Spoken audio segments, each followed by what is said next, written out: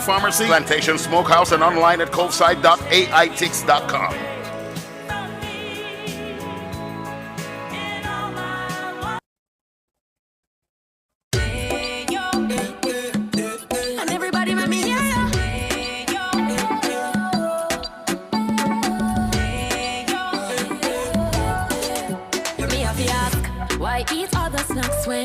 Sunshine has the best for you. Nature's best buns are crunchy.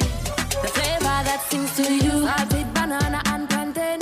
Taste the freshness, naturally sweet. The flavor that sings to you. Ayo, nature's best bunch. Nationwide 90 FM, continuing the tradition of fair, fearless, and factual reporting. You're listening to Nationwide 90 FM. The time is 5 o'clock. From the Nationwide News Network, comprehensive, incisive, tough. This is Nationwide at 5.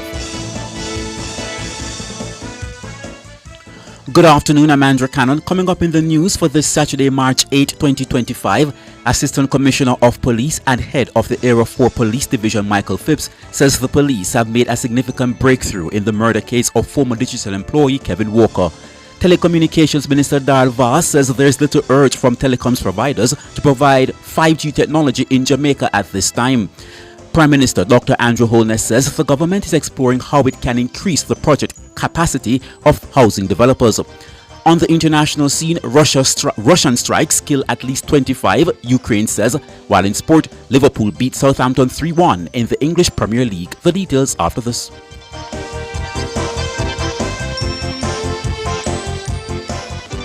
If it's news, it's got to be Nationwide 90 FM.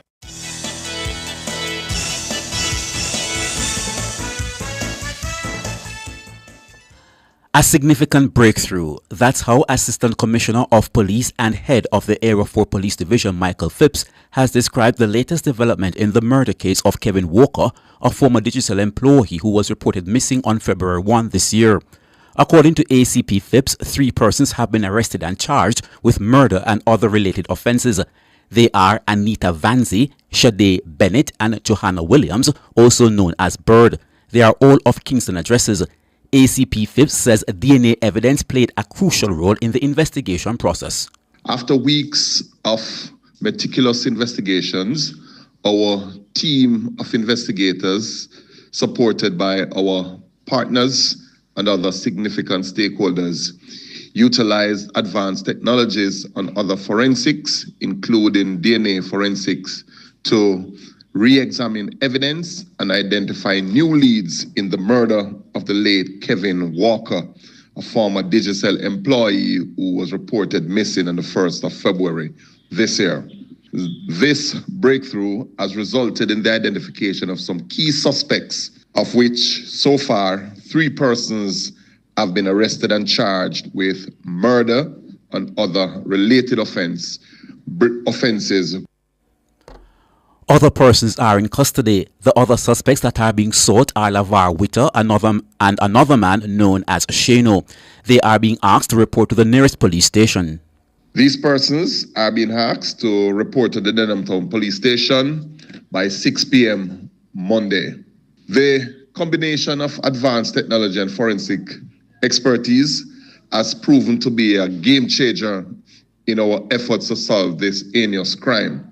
I would like to commend and acknowledge the invaluable contributions of our forensic experts, other technologists, and of course, investigators and some other critical stakeholders who I know worked tirelessly to bring this investigation to a successful resolution. ACP Michael Phipps, head of the Area 4 Police Division. Telecommunications Minister Darrell Vass says there is little urge from telecoms providers to move to 5G technology in Jamaica at this time.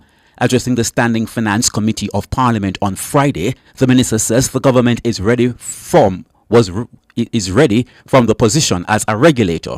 There has been no appetite, for want of a better word, for 5G. I think the providers in Jamaica feel that they still have a far way to go in terms of the technology that they're using. What I can say definitively is that SMA is ready and waiting for any application, and I suspect that the application process would be similar to what transpires now. I don't have the actual details as it relates to that. 5G is a fifth-generation wireless technology designed to deliver significantly faster speeds, lower latency, and improved reliability. This is compared to the current 4G standard utilized in Jamaica. Minister Vaz says even if consumers are eager for the technology, it's up to the providers if they believe there's currently an appropriate return on investment.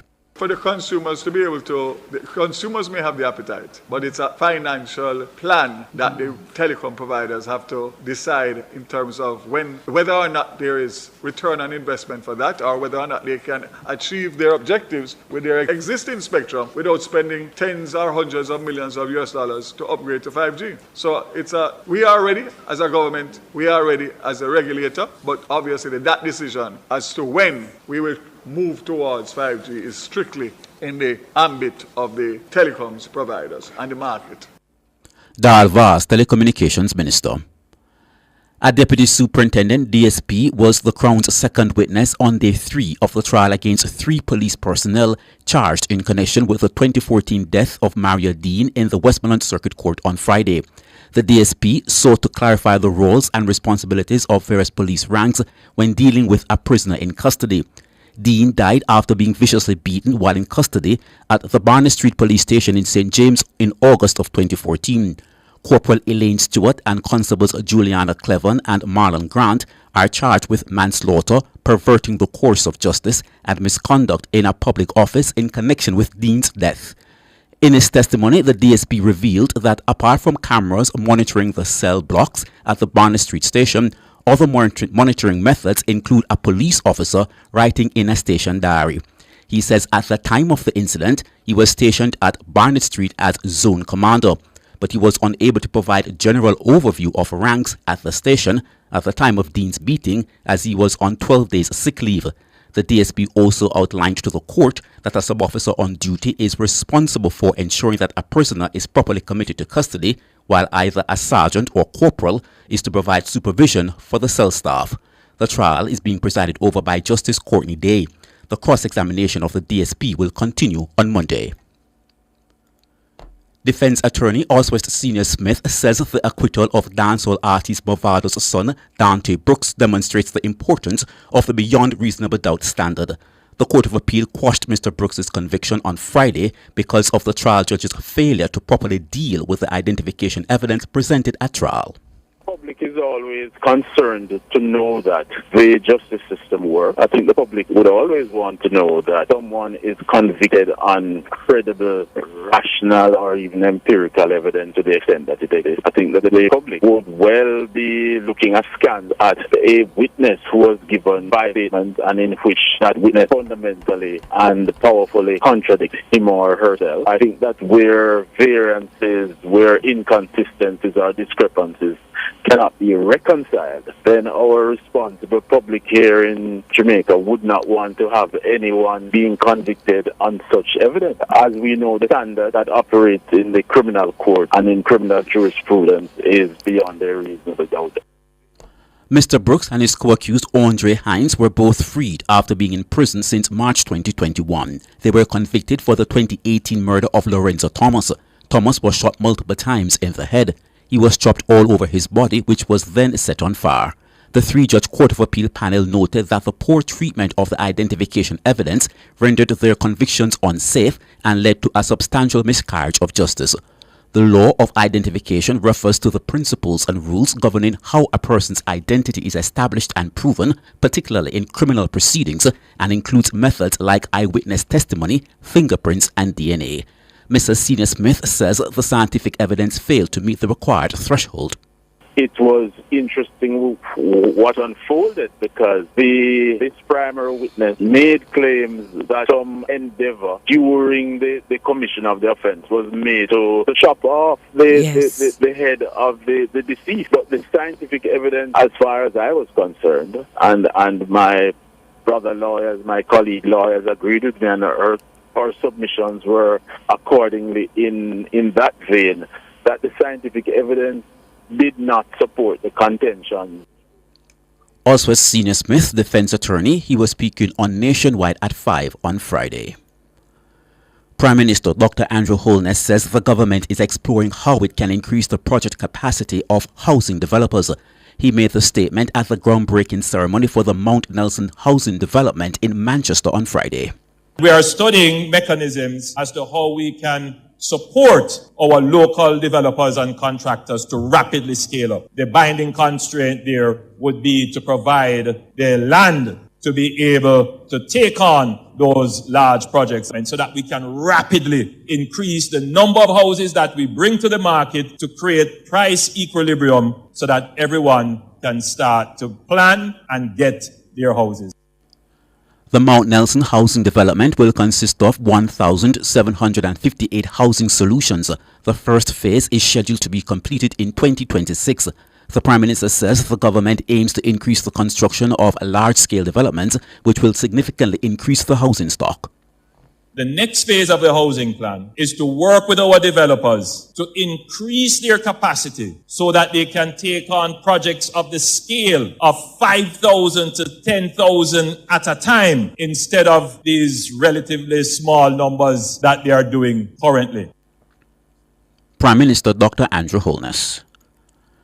The fight for gender equality is far from over. That's the word of Executive Director of Human Rights Lobby Group Stand Up for Jamaica, Carla Golatos. Today, March 8, International Women's Day. It's the day when you have to remember, everybody, that fighting for women's rights is a daily commitment. We women have been achieving quite an amount of freedom, independence, emancipation along the last time, but we are the top of the iceberg. Because still there are so many countries, so many cultures where women are completely deprived of rights. They cannot go to school, they have to get married when they are 10 years old, they don't have the right to have the custody of the children. Something has been done and we celebrate it, but a lot still need to be done. So let's help each other, let's work together, and let's consider the fight. In a statement, the lobby group stressed that true equality requires more than just policy changes and government interventions. Making reference to Jamaica, Golatos says incidents of rape and domestic violence continue to plague women. In Jamaica, women are quite emancipated, I would say, but for example, their salaries are smaller than the men's salaries. Why? That should not be. We experience as a human rights group how many women are not financially independent and therefore they have to stay in an abusive relationship. The amount of reports about rape is high, and one of the things which is pretty alarming is how high it is among young girls. Carla Golato, Executive Director of Stand Up for Jamaica. According to the JCF, 22 cases of rape were reported between January 1 and February 28. 84 were reported during the corresponding period in 2024. On the international scene, at least 25 people have died in Ukraine in the latest wave of Russian strikes, Ukrainian officials say, as the conflict shows no sign of easing.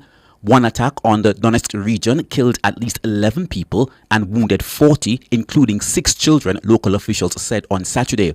Homes and infrastructure were hit in other regions, including Kharkiv and Odessa. Russian attacks have intensified in recent days as the U.S. paused military aid and intelligence sharing with Kyiv. It followed last week's Oval Office clash between President Donald Trump and Ukraine's Volodymyr Zelensky. After the latest Russian strikes, Polish PM Donald Tusk said, "This is what happens when someone appeases barbarians." And now to sport. Liverpool's Darwin Núñez and Mohamed Salah struck within 3 minutes in the second half in a 3-1 victory over last-place Southampton and gave the Premier League leaders a 16 provisional points of breathing room at the top of the English Premier League today. Oh, there's a miscommunication there between Alisson and Van Dijk. Smallthorne scores at the Kop end! Bottom of the Premier League. Southampton are leading. Top of the table, Liverpool. Diaz chooses the outside channel. There is! That certainly lifts the mood at Anfield Stadium. Mohamed Salah, 31 goals this season incoming. And he moves into third place in the all-time Liverpool scorers. A penalty beyond the reach of the goalkeeper and the game beyond the reach of Southampton. And it appears Liverpool beyond the reach of everybody else.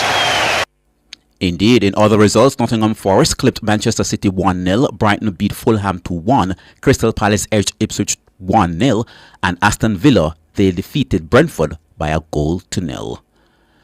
And now for a recap of the top stories making nationwide news at 5. Assistant Commissioner of Police and Head of the Area 4 Police Division Michael Phipps says the police have made a significant breakthrough in the murder case of former digital employee Kevin Walker. Telecommunications Minister Darrell Vaughan says there is little urge from telecoms providers to move to 5G technology in Jamaica at this time. Prime Minister Dr. Andrew Holness says the government is exploring how it can increase the project capacity of housing developers. You can find the news on our website at nationwideradiojm.com and on the Nationwide app available on Google Play and the App Store. News is next at 5 tomorrow afternoon, but stay tuned because coming up next we have Sports Nation Live with Wayne Walker and Alec Swaby.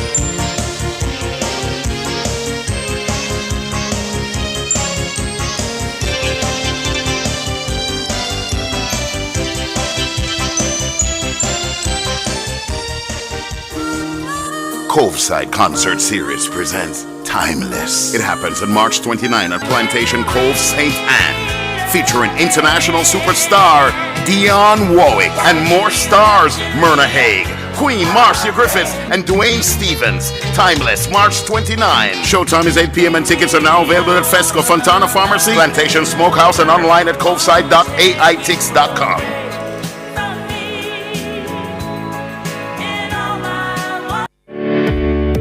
Hiring is tough.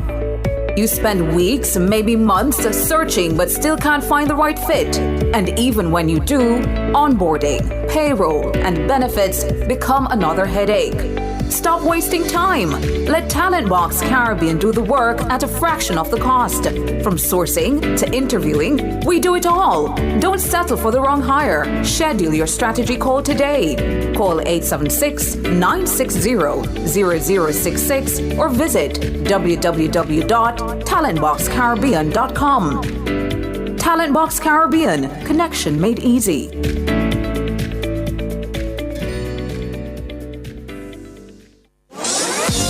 Need property sales data for Jamaica? Use the National Land Agency's Jamaica Property Sales Data JAMPROP application to assist you with information regarding the transfer of registered titles, registered mortgages, as well as sale prices of properties. To register for JAMPROP, all you need is internet access. For more information, contact the National Land Agency at 876-750-5263 or visit nla.gov.jm. The National Land Agency. One agency, one goal to serve you better. Looking for unique furnishings for your home or apartment? Modern Woodcraft offers custom-built pieces for your bedroom, living and dining room, and entrance tables. Choose your preferred color or supply your own fabric for a personalized touch. We also build custom kitchen and bathroom cupboards as well as house doors. Visit us at our new location, 88 Malines Road, Kingston 10, opposite Sundown Crescent. Call 876-620-7460 or 876-565-2162. Modern Woodcraft, making your home look better for less. Share in the experience at Fontana Pharmacy. We have a wide variety of items in store just for you. Fill your prescriptions while you shop. And senior citizens enjoy 10% off. Shop household, cosmetics, toys, and many other departments. We also offer curbside pickup and delivery. Visit our website at fontanapharmacy.com. Fontana Pharmacy, where it's all good inside.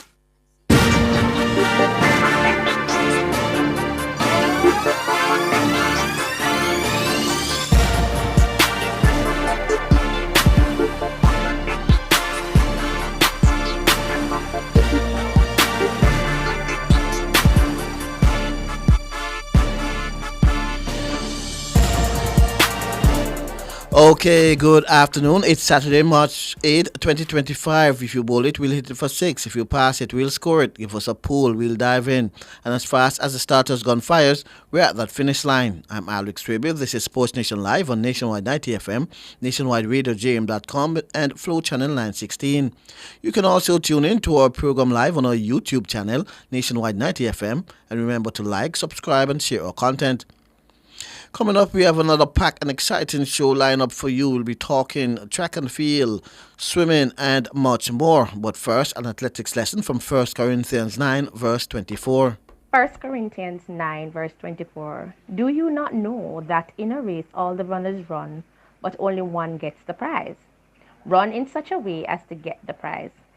Did you notice when reading this verse that it doesn't say you must win or you will win? It is actually telling us that the kind of effort and dedication victory requires. Competing with integrity is the key here. Anyone can cheat and win, but what does that do us morally? It's not about winning at all costs or abandoning your values to do anything it takes to win. This is telling us we need to perform at our absolute best and have the self-discipline to compete in a focused, well-practiced, and strategic manner. If we do that, we will perform in such a way that will be nearly impossible to beat. Will we get beat sometimes? Absolutely. However, in performing with honor, we can feel victorious even in a loss. Okay, so that was our athletics lesson from 1 Corinthians 9, verse 24. Now, in our feature, you just had to be there. We relive Antonio Watson winning the men's 400 meters final at the 2023 World Championships. Jamaica has 2 shots at a medal, and the way they've been running tonight, anything could happen. Jamaica hasn't won this event since '83. That's 40 years ago, when the World Championships became official. Let's go, men's 400 final time. And Otto, like you said, it's going to be tough to separate this men, but I feel like your pick so far, Matthew Hudson-Smith of Great Britain, is off to the best start. And you said it, he's been holding back. Well, he is not holding back tonight. Yeah, but Vernon Norwood, I like where he is as well. But man, Matthew Hudson-Smith has dominated the first half of this race. But look behind him. That's Karani James, who knows how to run past people for wins. Hopefully he hasn't done too much too soon, Otto. Karani James is coming at Hudson-Smith, but watch the Jamaican. Here comes Antonio Watson and Vernon Norwood. This could be a photo finish. The Jamaican's got it. Watson said he's never run so fast in his life, and he's now a world champion.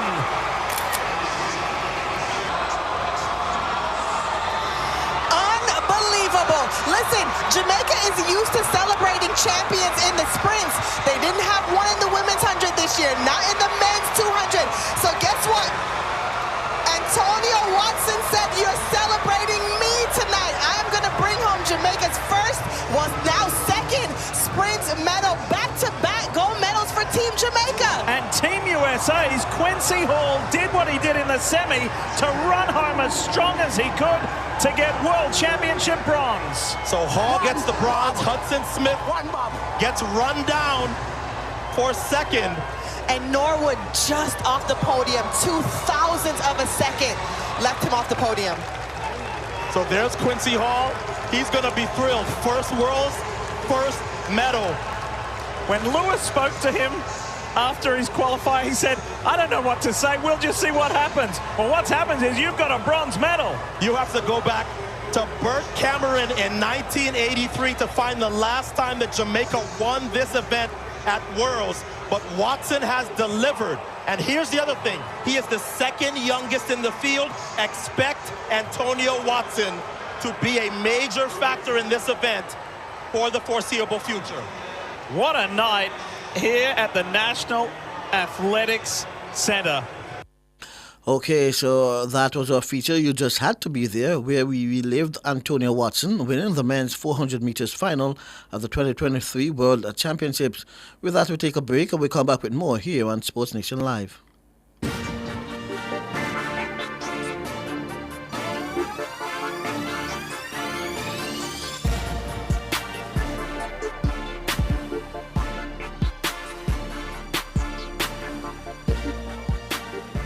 Big news! The Big Bite Food Safety Show now airs on Nationwide 90 FM with your host, Alison Richards, the Food Safety Girl. Join Alison every Tuesday from 1 to 2 p.m. as she serves up expert advice, tips, and insights on everything food safety. Stay informed, stay vigilant, and remember, food safety is everybody's business. Don't miss a bite of the action. Tuesdays at 1 p.m. only on Nationwide 90 FM, the new revolution in media. This week's episode takes you behind the shelves, ensuring your supermarket food is safe.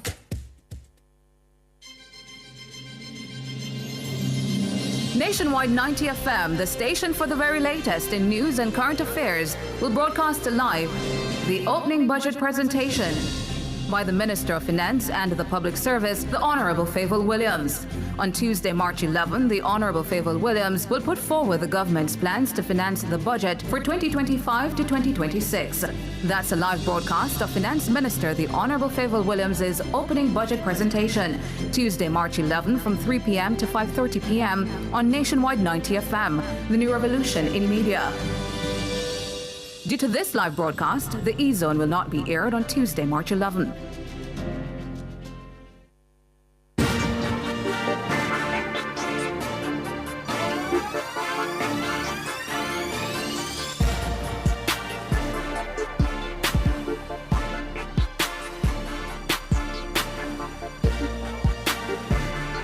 Okay, good afternoon. Welcome back to Sports Nation Live. I'm Alrix Raby, working with Kevin Williams on the other side of the glass. We will run up to Jamaica College for the Asinine Stadium, where Wayne Walker is. We're lining up with a report from the Corporate Area Championships. Wayne, good afternoon.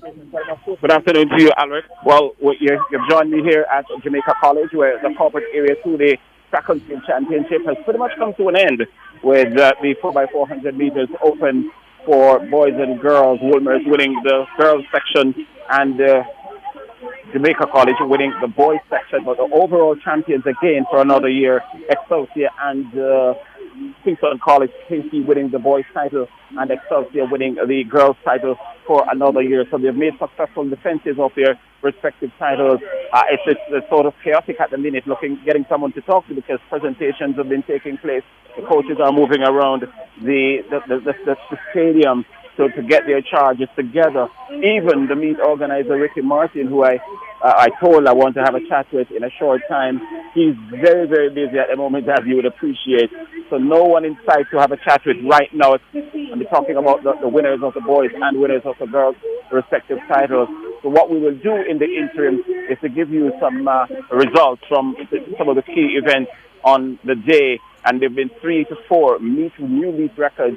3 of them came in the 200 meters, and we'll just run those down for you quite quickly while we can. So let's start with the girls for 200 meters. So we're looking at the 200 meters finals now, and in the girls section in class 4, Azalea Allen of St. Andrew High School won in 25.07 seconds. Second was Shanae Hines of Alpha, 25.44, and Anya Clayton of Immaculate Conception High School third in the 25.45. The boys class 4 200 meters title went to Clemenic Edwards of Kingston College. He did 22.84 seconds. Kashmar Gunter from Jamaica College Trail Dome in 23.31, and Cadane Livermore from Woolmer is 23.47. The Class 3 girls title went to Sienna Wilson of Alpha, 24.29. Priscilla Johnson trailed her home, and Priscilla Johnson ran 24.85, and she's from the Queen's School. Kadia Johnson from Immaculate was third in 25.14. The Class 3 boys title, Javane Clayton from Calabar, 21.80. He was the winner, and he defeated Emil Higgins of Kingston College, 24.14. And third was Darnell Doyle from Jamaica College, 22.45. And the meet record, the first one in the short sprint, came from the outstanding Wilmer Star in the Trees East. She did 23.65 seconds. It's not only a meet record, but also a lifetime best for her. And she's expected to be one of these stars of boys and girls champs this year. Second behind the Trees East was Brianna Brown, and from Excelsior High School, 24.28. And third was Kimberly Wright from Immaculate, 24.62 seconds. The Class 2 boys record also went. And Malik Dennis, the outstanding boy from right here at Jamaica College, 21.37. Not only a meet record, but a lifetime best for him. Nazir McMorris from Champion, 21.71, also did well in that event to finish third. And the last set of 200 meters final results here for Class 1 girls. Abigail Wolf from Wolmer, 23.91. She was the winner. And these times in this 200 meters event in particular were wind assisted. Tashley Faulkner from Alpha Academy, 24.23 was second, and Shivian and Shim from Immaculate was third in 24.24. And yes, the other 200 meters record, I told you that 3 of them were shattered. The other one was Gary Card. No surprise here.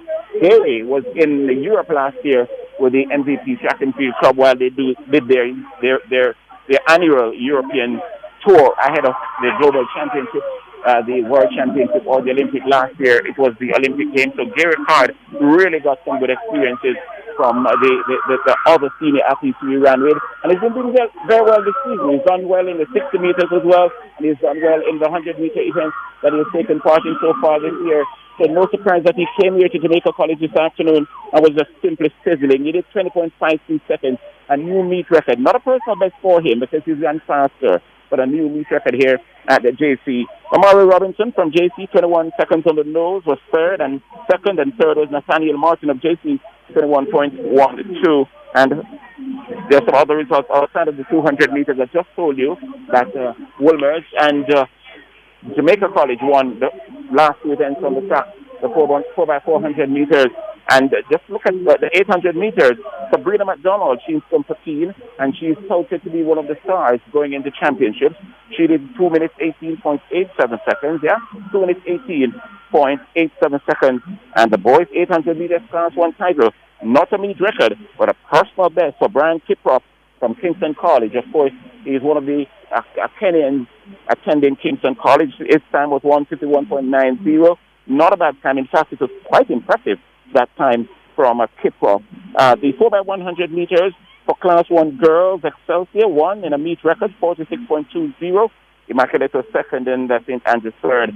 And the 5,000 meters, another KC man shone here this afternoon, Peter Njungana. He's from Kenya as well, 15 minutes 49.05.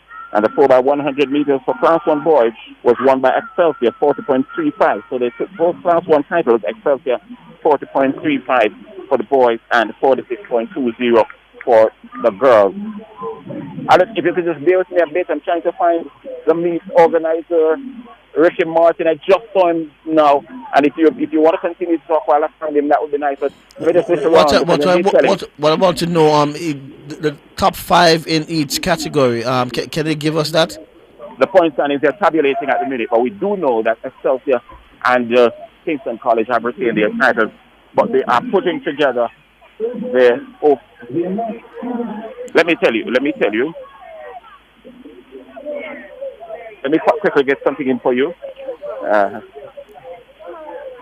So they're still tabulating the points. Right. What is confirmed is that Excelsior and Kingston College have more than enough. So, was it a blowout? Why it's so easy to decide the winners? Was it a blowout? Well, the top 2 apparently in the respective categories were that much better than the rest. So it wasn't very difficult to call it early, if you like. Right. But we're still trying to get that. But in the meantime, I'd love to get the coach of one of these winning teams. If not, Ricky Martin. Well, I'm seeing Ricky now. Let me see if I could get his attention. He's trying to organize the. He's going to be ready anytime.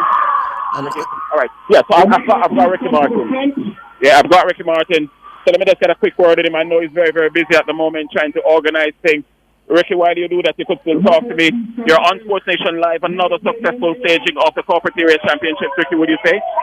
Yes, it's a good staging, and that's what you're hearing in the background. They're actually about to call it at their second place. It was one of the most competitive and challenging championships. This is why I do it. I have goosebumps now, Wayne, because as you know, I may appeal to Corporate Jamaica, and I've spoken to the ones that are here who are so happy with the look, the feel, and everything of this meet. Wayne, by just you being here and judging for all the development meets you might have seen on the championship, you'd have seen a lot of effort has come into it. And we plan to take it to another level based on rebranding, because naming Corporate Area Development Meet was just a development meet run as a championship. So we had to invest in a team with our chairman currently, Dave Myrie, and the late Valenita Roberts, they are sold SNC. And we decided to do a rebranding. We brought on Tenille Cartigan with our brand Pixie Magic and Monique McLeod, everything creative. And we decided that we are going to push forward, and it looks different and it feels different. And in the venue, you might see it, and the turnout and the support. We just want to move from strength to strength and just hope Corporate Jamaica feels fit and come forward to it.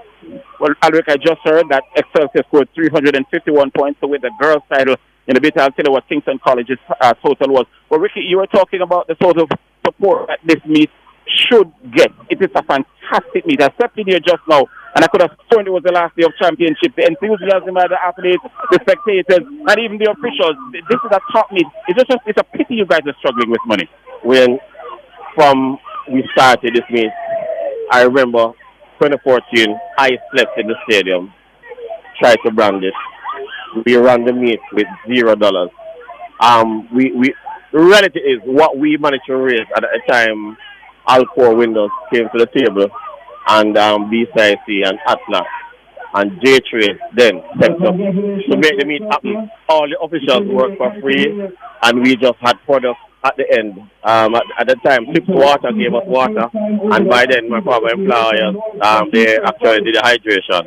And then we moved into the Digital Grand Prix. We had to be moving from venue to venue just to make sure we can have the meet win. We had it in the stadium. We had a backlog. We were in deficit. Like to pay money out of our own pockets. I heard my daughter telling people that whenever this meet happens, her lunch money is cut short for 2 months. And this is a sacrifice. I pay. Who benefits? Not I. I don't benefit nothing. I don't have a child running here.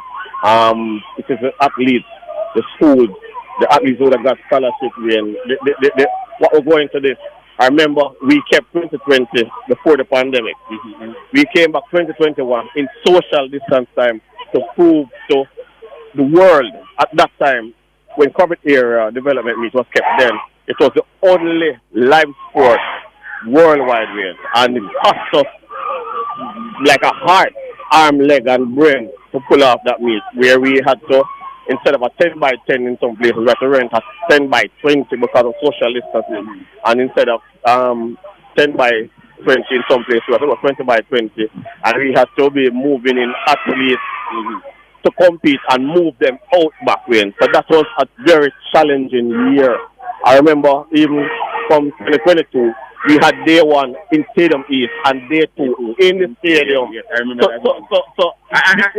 you've told the kind of struggle that you've been through, Ricky. But do you find that you have a drop-off in sponsors, or the people come back year in, year out? No, we're a drop-off. But the reality that I say it with is one set of people that spend money. So like Grace Kennedy, I lift my hat to them. They've been around for the longest while with. And it's not like who's ever involved in the meet is only buying Grace Kennedy product. Because you need return on investment. I believe in that. And they do all the regional meets, and they would support all the development meets, or most of them will. And the reality is things have changed, things have gotten hard. And the budget has cut by about 70%, what we get from them in cash and kind. But we are grateful because they set up in a big way. They provided breakfast for our officials, the 876 water, and all that they have done. And Milo stepped on in a big way also. But I was also mentioned big respect, and I call him president. I've been on record to say, Keith Wellington, I call him president for life. The man I respect so much, not only as a principal, but he is like a manager for all the sporting team. You see my cricket, you see my football, you see my track and field, and he wears my hat. And he saw it fit, so important, and his committee to come together and to say, let's support the regional meet. And ISA stepped up in a big way to assist us. If it was for, like ISA, this meet, I can tell you, I've been on record, if it was for ISA, that Keith Wellington and his team, this meet would not have happened. Milo stepped forward and assist us right now to deliver a meet like this. You see the type of tent, you see the palm trees, you see the type of medals, you see the areas and the feather banners and the look on the field, the sound system, everything that's associated with this meet. When it costs a lot of money, because what in the end it's about production. It's the work you put in behind the scene. And I also have to big up my backroom staff. I did big up Fix the Magic, Monique, McLeod, Katie in Webley is a strength. But to big up KFC, they provided lunch for all the staff for 2 days. So Andrew Ripper was here. He liked it. All the sponsors to the table love the meat. But the medical and Bruce James system, but all the suppliers, they gave us discounts. So we have to list them as a sponsor. Right. All right, Ricky, you don't have to worry about being on the record. This interview is live right now all over the world. We're tuning to the station right now hearing this. The last question for you. Do you think it is a problem? You having corporate area champs Friday, Saturday, then they're just coming out of Eastern champs, and then you have GC Foster Classic on the one weekend. Do you think it may help if all the meet organizers come together, along with the local authorities in the local track and field fair, and sort of put together an itinerary where you don't have so many, so the sponsors will not have to guess whether they should, because right now you're sharing spotlight with 2 other huge meets on the same weekend. Yes, Wayne, but there is a calendar conference by the J Trails. I think probably some changes can be made to it, where can be a discussion that J Trails, when we speak with them, they can say, all right, there's 2 meets on this day, because what they try to do is schedule this, they're trying to assist us.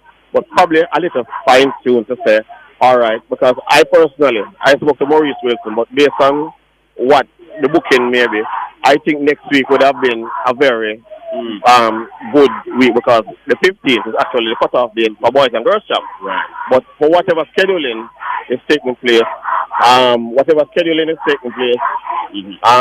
they have to have it today. Eastern champ is actually what's supposed to be Monday, Tuesday, and Monday, Tuesday, and based on the unavailability of the stadium, based on GC Foster Classic, and there was a break in midweek with the Ash Wednesday, so it would have been difficult for Eastern Champs to go Tuesday and then Thursday. So what best for them was to do Thursday, Friday. So, but all of us have to coexist.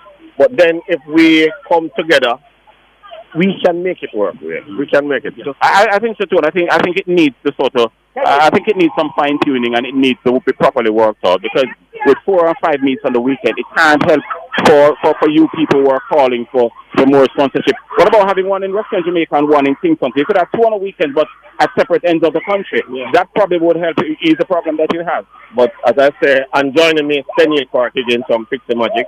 He's the one, the marketing, the social media, the blogs, the Instagram. And I want to say publicly, thank you very much, Daniel. And Monique is not here, but I want to say thanks. But when the reality is, if J Trails, we can sit together. I think the conference should actually be something that we, in person, we sit together and we work and suggestions happen. Because the conference run in a format that we all submit our J Trails things at the calendar, and then we have a discussion, and then there are things where doctors speak, and it is very informative. But then things happen, changes are made. But I think they do a good job in scheduling. But if we come together, it probably can quite, That's what I'm saying. Yeah. What was your role again? Let me reintroduce yourself to me.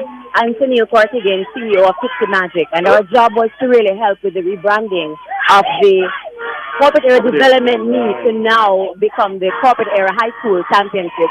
It was important for us to change the look and feel of the event because the quality is here every year. And so to get sponsorship and to get sponsors on board and to look at the meet in a different light, we thought it's very important to rebrand. And so, because I mean, it's always been affectionately called corporate area champs, but it's important to make it, established. Yeah. How was the exercise in doing that today? Well, it was an excellent showing on the track and off the track. I think our sponsors are happy, those who came on board. And we made sure that in terms of coverage, because we're also responsible for what you see on the Instagram pages, etc., and also giving space for the other track and field outlets and sports journalists, etc., making sure that they have access to the athletes, making sure that they have access to the coaches to have their interviews done, etc. So we were instrumental in having that done, and I believe that it is important if we're going to establish this meet at a championship status. Yeah, it's a fantastic meet. I was telling Ricky. In fact, I always enjoy it, but today when I stepped in here, the noise was just deafening. And it's 2.5 weeks before champs, you can understand that the things are getting to fever pitch and people are trying to get it around. But yeah, it was a good job by all the people who work with Ricky, including you. Thanks, so. Thank you so much. I want to say big up to the sponsors, KFC, the Milo, the ISA, the SDF, the Splurt, Grace Kennedy, the Lexana, the Biscuit Company, the DigiView, Mark Miller Vision TV, who brought it live for 2 days. I may miss Splurt. There's some creative options, BCIC, and this meet is World Athletics sanctioned, right?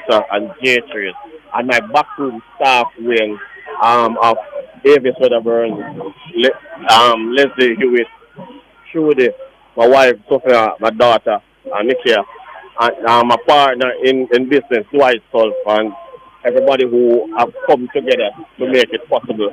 We just want you to tell them thank you very much. And just before you go in, the studio's gone again. This is Monique McLeod. Everything, yes. Yes, our creative partner. We kind of partnered on how we present the players and so on. You're happy it's over? 2 hard days of work, eh? Oh, it was absolutely amazing. This is what we dreamed of, and I'm so happy that I get to see it come to life. Yes. Because we worked so hard. We believed, we knew that this was possible, and the competition was absolutely fierce. Yes. It's amazing. Yes.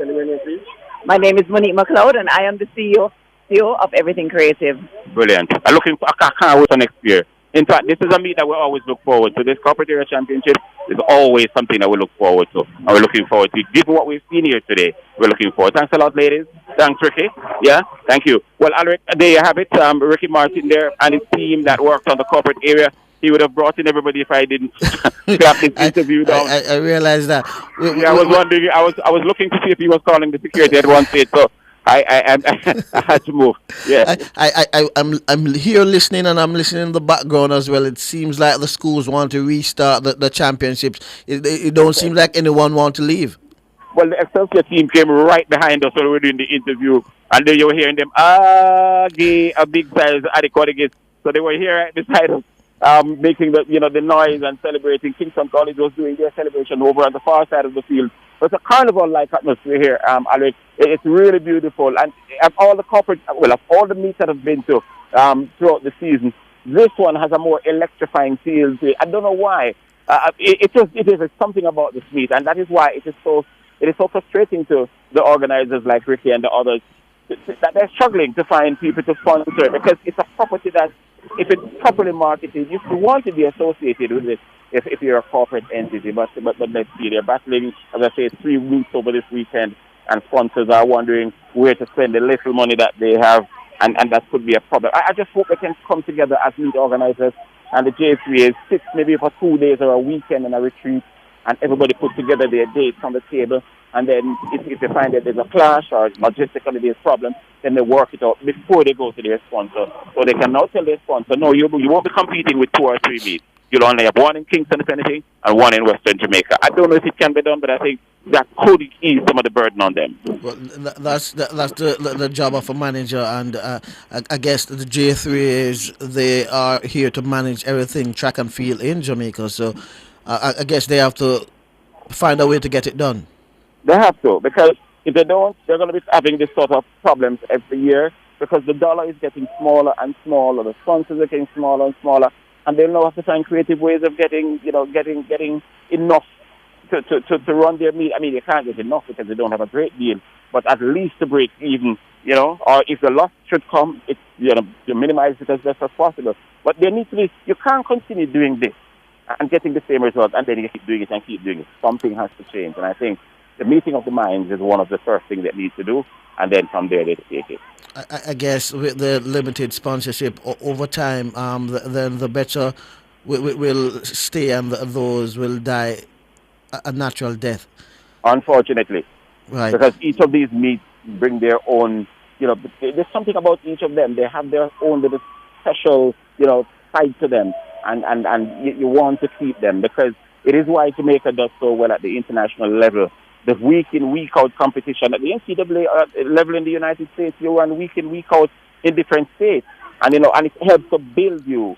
So you don't want any of these meets to really go by the wayside or die by the wayside. You want to keep them, but they need to sit and think about how they go about it. Right. Okay, Wayne, we'll catch up with you later on. Okay. We'll take a quick break and we'll come back with more here on Sports Nation Live.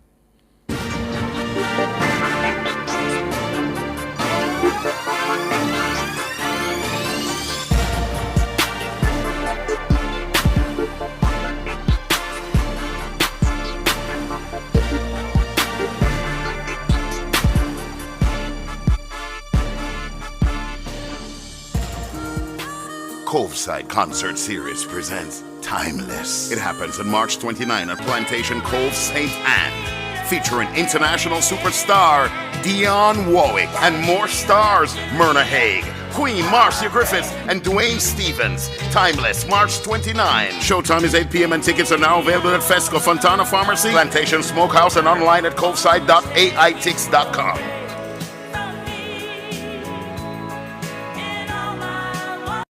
I saw something suspicious at work the other day and decided to speak out. I was afraid at first, but did it because corruption must stop. They never too liked the idea and even threatened to fire me. But I believe it's my duty to speak out against these things. Be a whistleblower and help eliminate corruption. Call the Integrity Commission at 876-968-6227 or email cpd@integrity.gov.jm. A message from the Integrity Commission, United Against Corruption. Nationwide 90 FM, the station for the very latest in news and current affairs, will broadcast live the opening budget presentation by the Minister of Finance and the Public Service, the Honourable Favour Williams. On Tuesday, March 11, the Honourable Favour Williams will put forward the government's plans to finance the budget for 2025 to 2026. That's a live broadcast of Finance Minister the Honourable Favour Williams' opening budget presentation, Tuesday, March 11 from 3 p.m. to 5:30 p.m. on Nationwide 90 FM, the new revolution in media. Due to this live broadcast, the E-Zone will not be aired on Tuesday, March 11.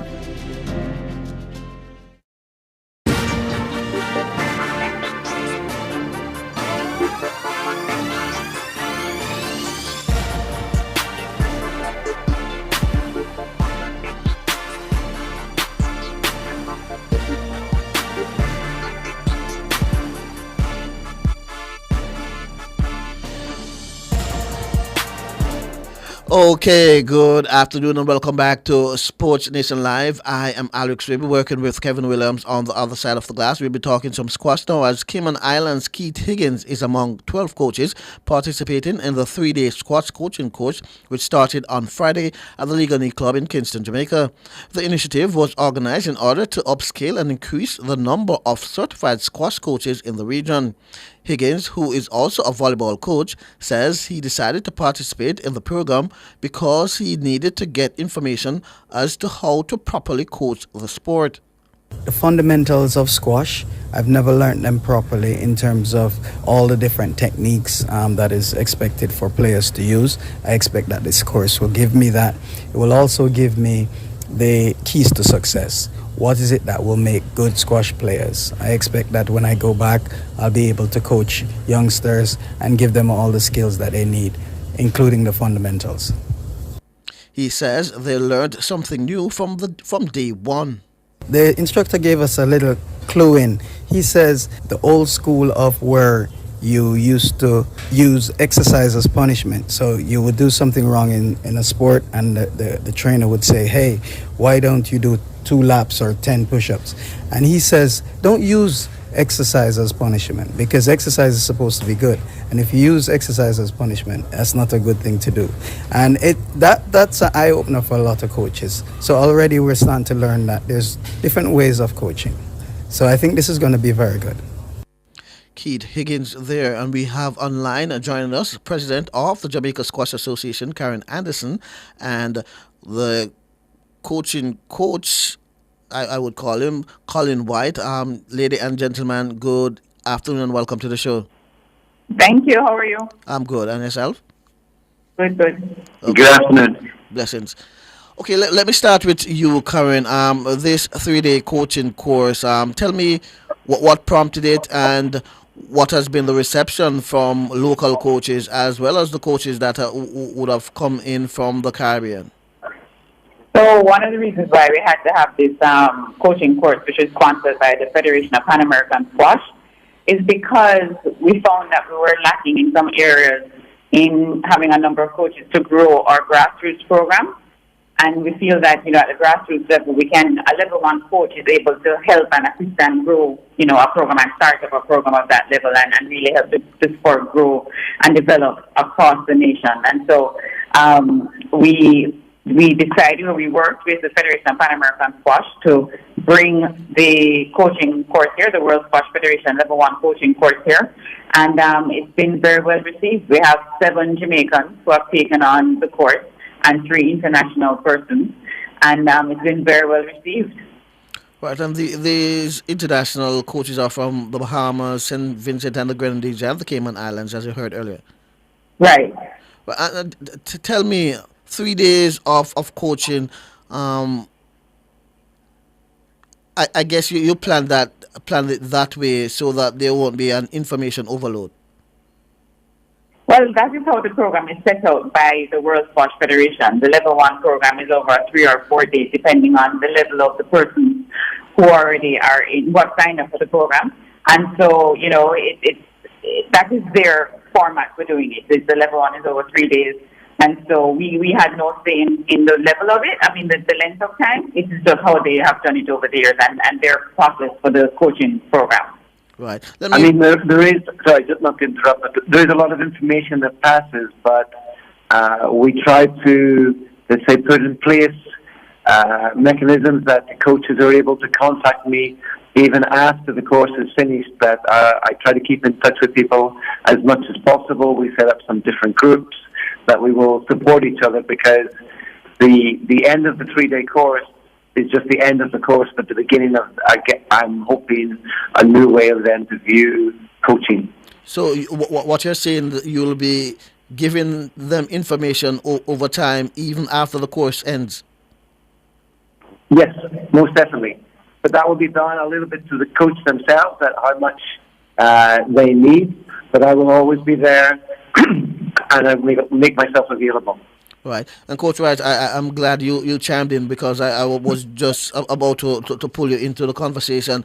I'm not a part of the course, but I would have learned something from what Coach Higgins said, because everyone that participates in sports knows that the coaches tend to use exercise as part of the punishment. You come to training late, you have to do some laps. You do something wrong, you have to do some push-up or something like that.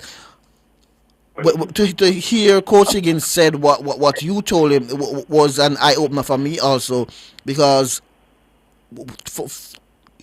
exercise is used to build the body and make you ready for competition, and to use it as a punishment is almost like saying that, okay, exercise is not the best thing.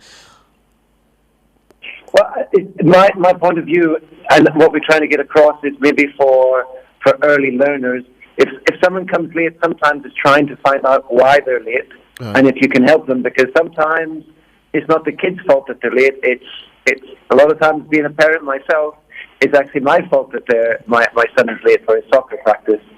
What I was trying to get across is that if we make that young person in front of us feel that an activity like sport or physical training is a punishment, it may lead to some of them trying to avoid it totally.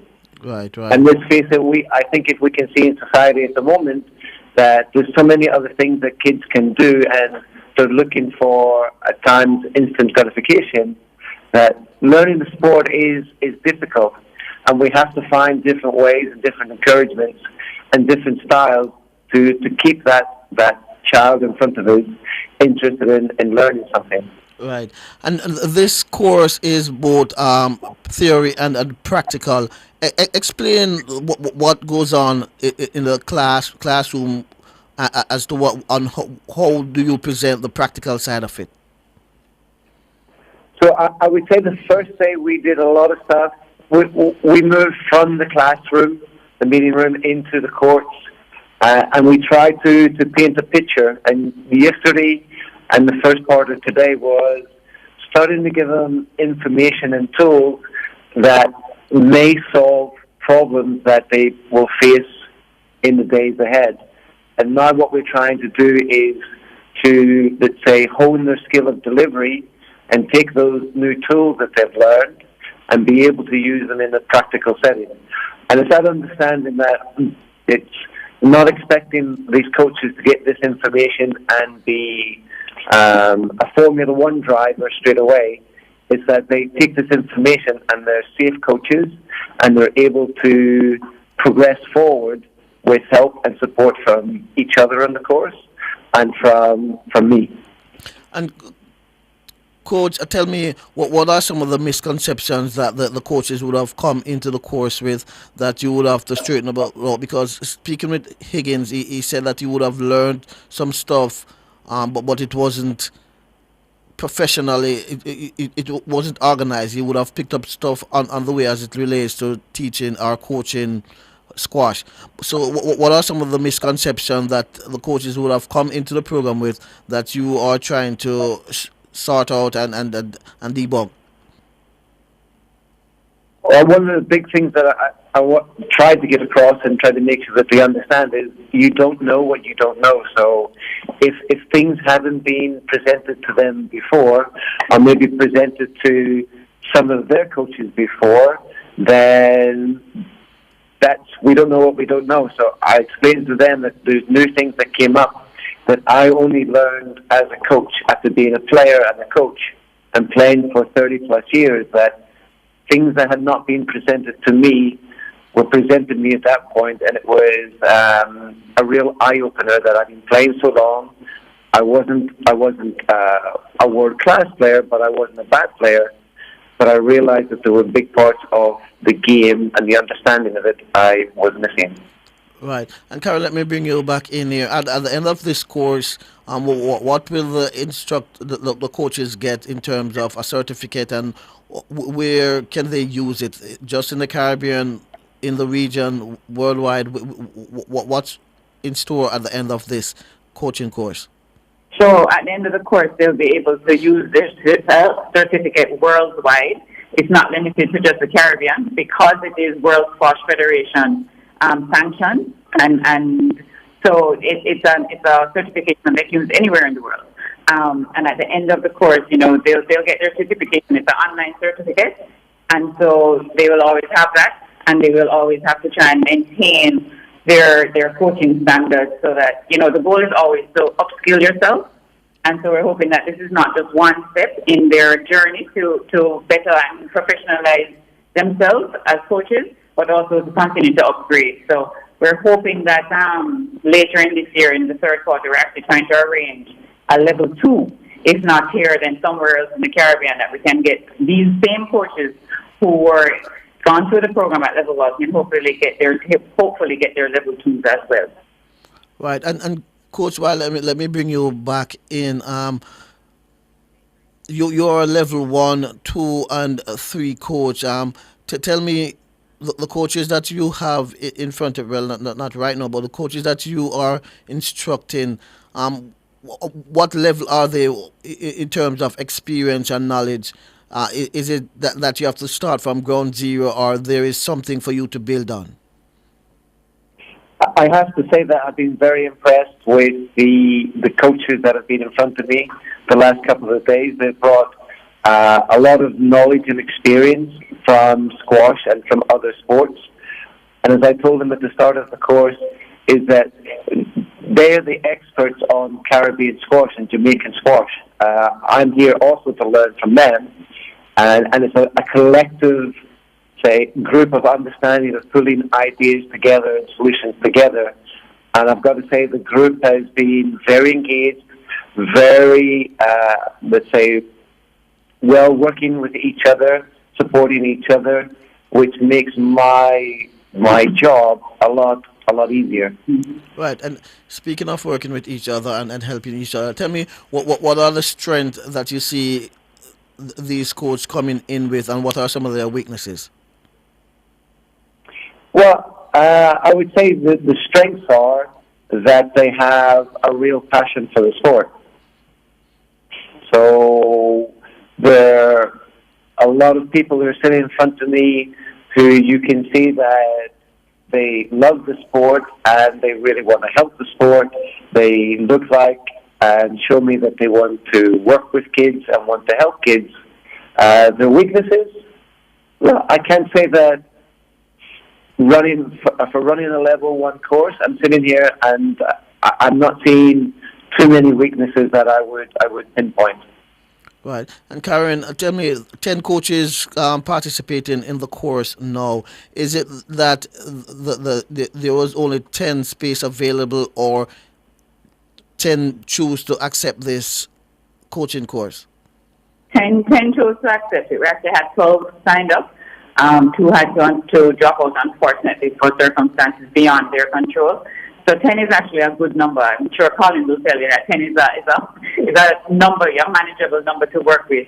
When it gets beyond that, it becomes a little unwieldy and becomes interesting to try and navigate the court when they're doing the practical work. The theoretic work isn't as difficult because, they're in front of you, you're talking, there's the board and everything.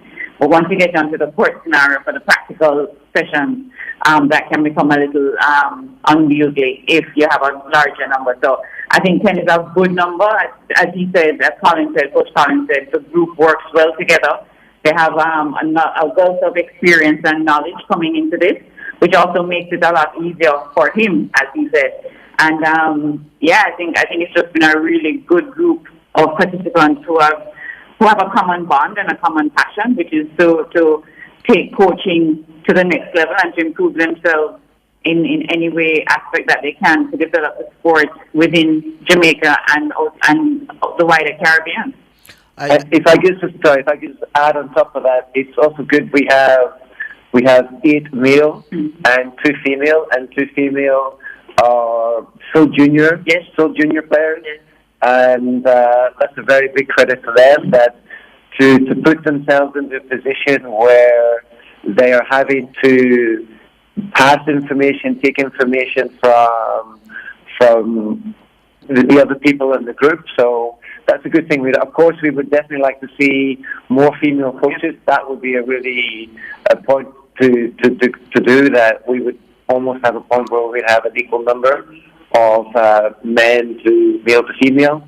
But that's something to shoot for in the future. Absolutely. Right. And Karen, I know you said you want to have the level 2 and 3 course sometime in the future, but do you and the Jamaica Squash intend to make this an annual thing where you have this level 1 coaching course as the needs arise for local and other Caribbean coaches?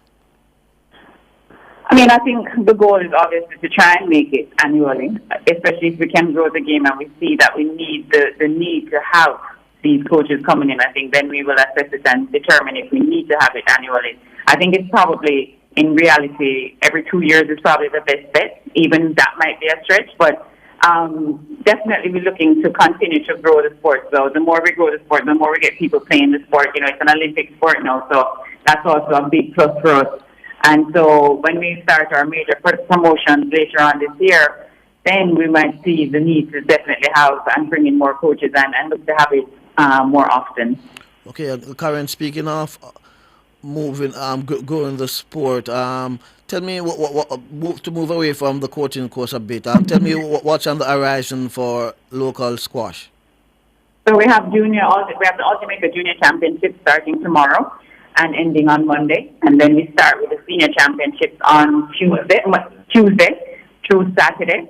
So that's a major event that we have on the calendar right now. I want to thank Boiler Co, GK Capital Wealth, and Blind Design and Water for their sponsorship of this event, because as you know, in these times it's a little difficult, but we've managed to get some good sponsorship for the event. And we have a good crop of, it's going to be a very good championships, All Jamaica Championships. As you know, we had put off holding All Jamaica in November of last year, so we could move it to this time in the calendar, which is new for us, and we've gotten some really good entries, and then we're looking forward to some exciting squash over the next week. Right, and the All Jamaica, does it qualify the players for any regional or international competition? Yes, it does. It goes towards consideration for international play, especially at Senior Castle, which is going to be here in November of this year, and potentially Pan Am Championships, both not junior, but Senior Championships, which is going to be in Rio de Janeiro in August. Okay, then Karen Anderson and Colin White, thank you very much for stopping by and talking with us, sharing this coaching course and what it means for the coaches in Jamaica and the Caribbean at large. Thank you. Thank you very much. Have a great day. It's my pleasure. Same Take to care. you. Okay, so that was Karen Anderson, president of Jamaica Squash, and Colin White, the international instructor of squash, a level 1, 2, and 3 coach, or certified coach. With that, we take a break and we come back with more here on Sports Nation Live.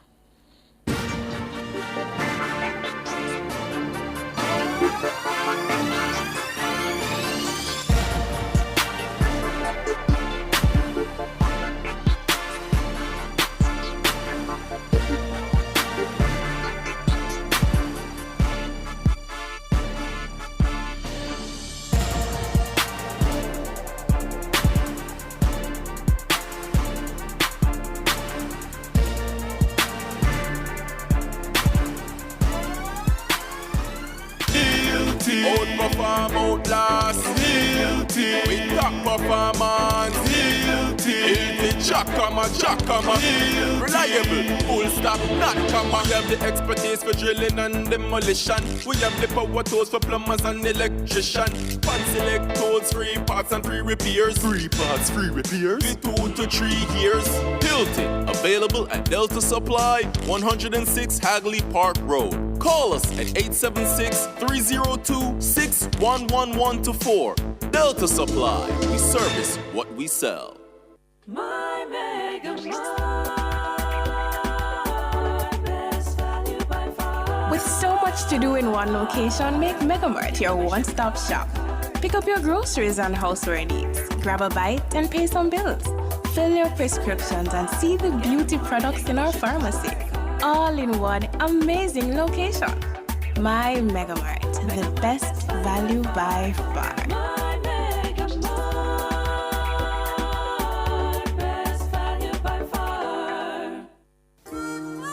Coveside Concert Series presents Timeless. It happens on March 29 at Plantation Cove, St. Anne, featuring international superstar Dionne Warwick and more stars: Myrna Hague, Queen Marcia Griffiths, and Dwayne Stevens. Timeless, March 29. Showtime is 8 p.m. and tickets are now available at Fesco, Fontana Pharmacy, Plantation Smokehouse, and online at coveside.aitix.com.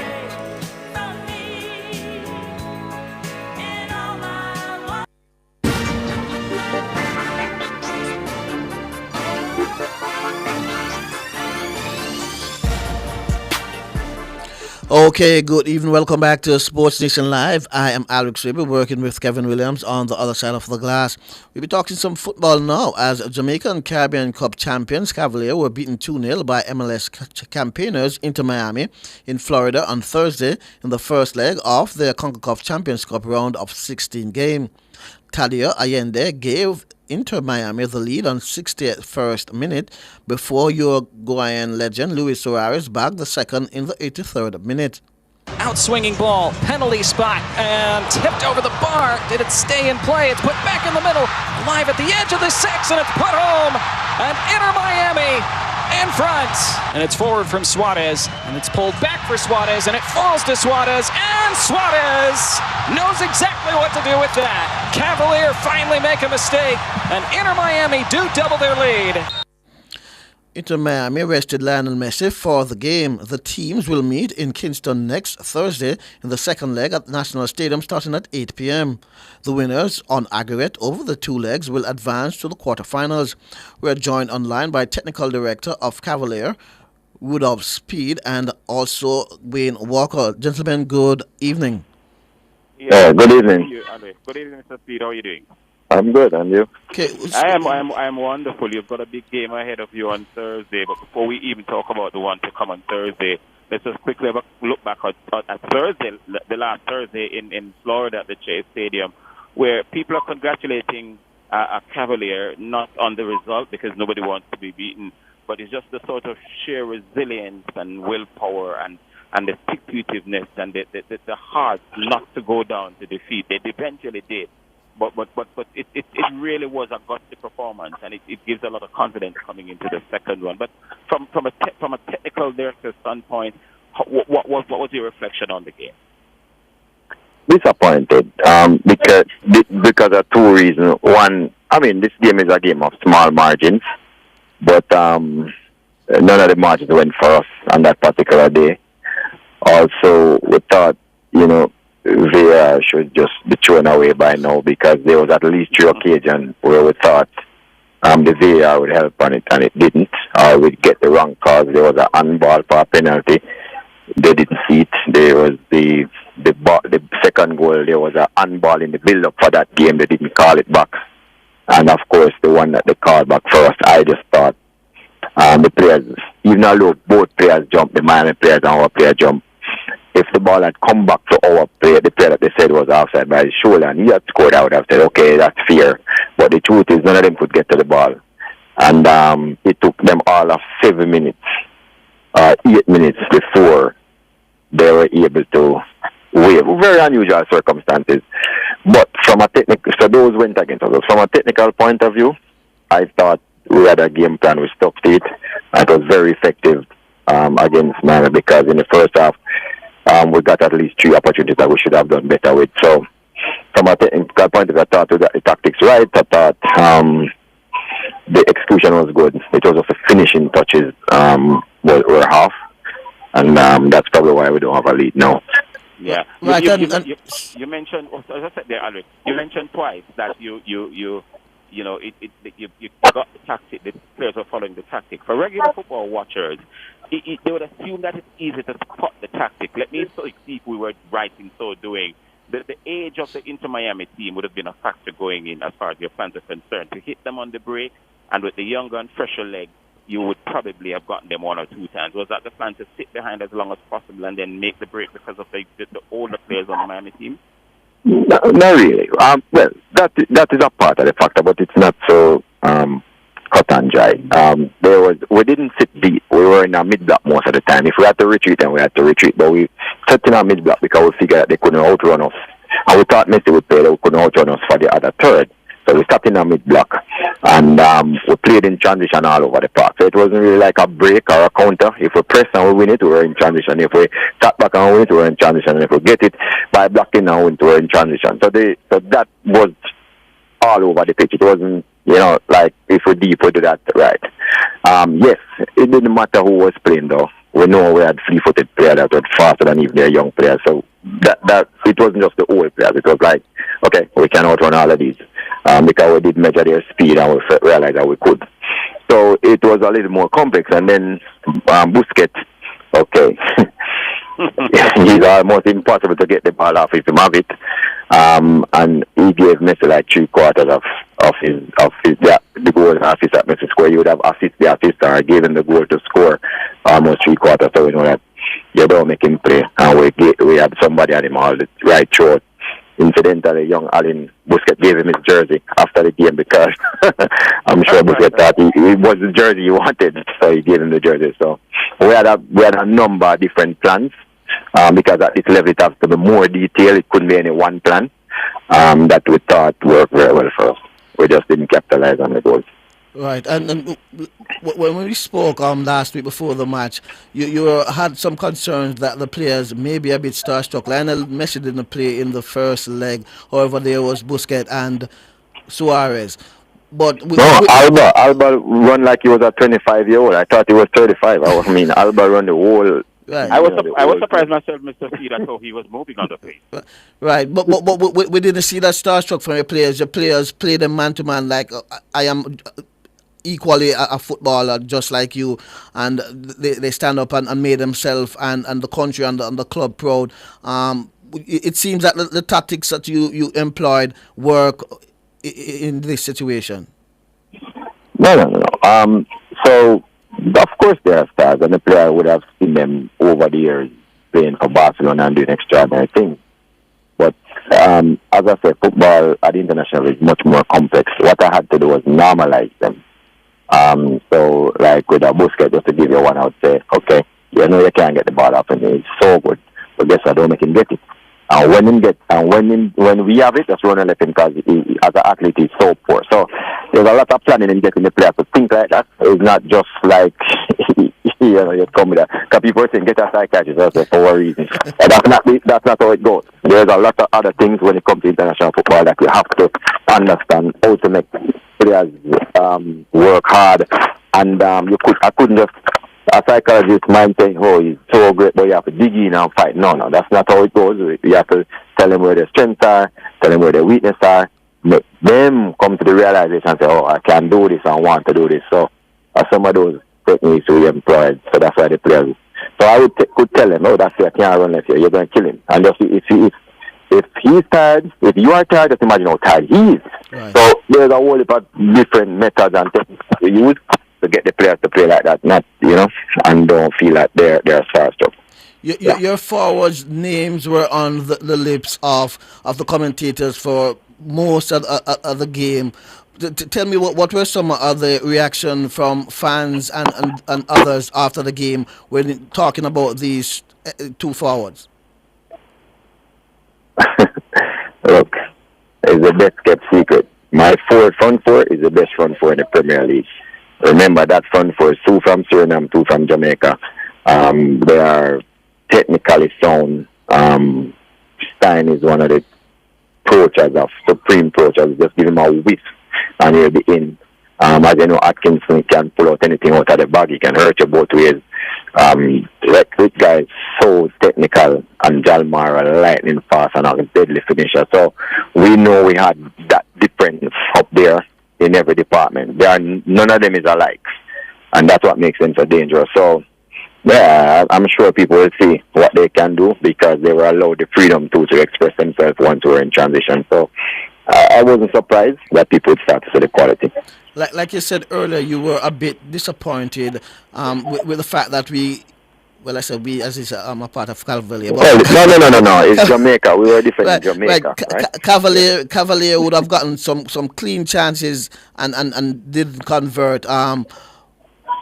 Like you said, you were a bit disappointed. How have the players reacted to those chances and the outcome of the game?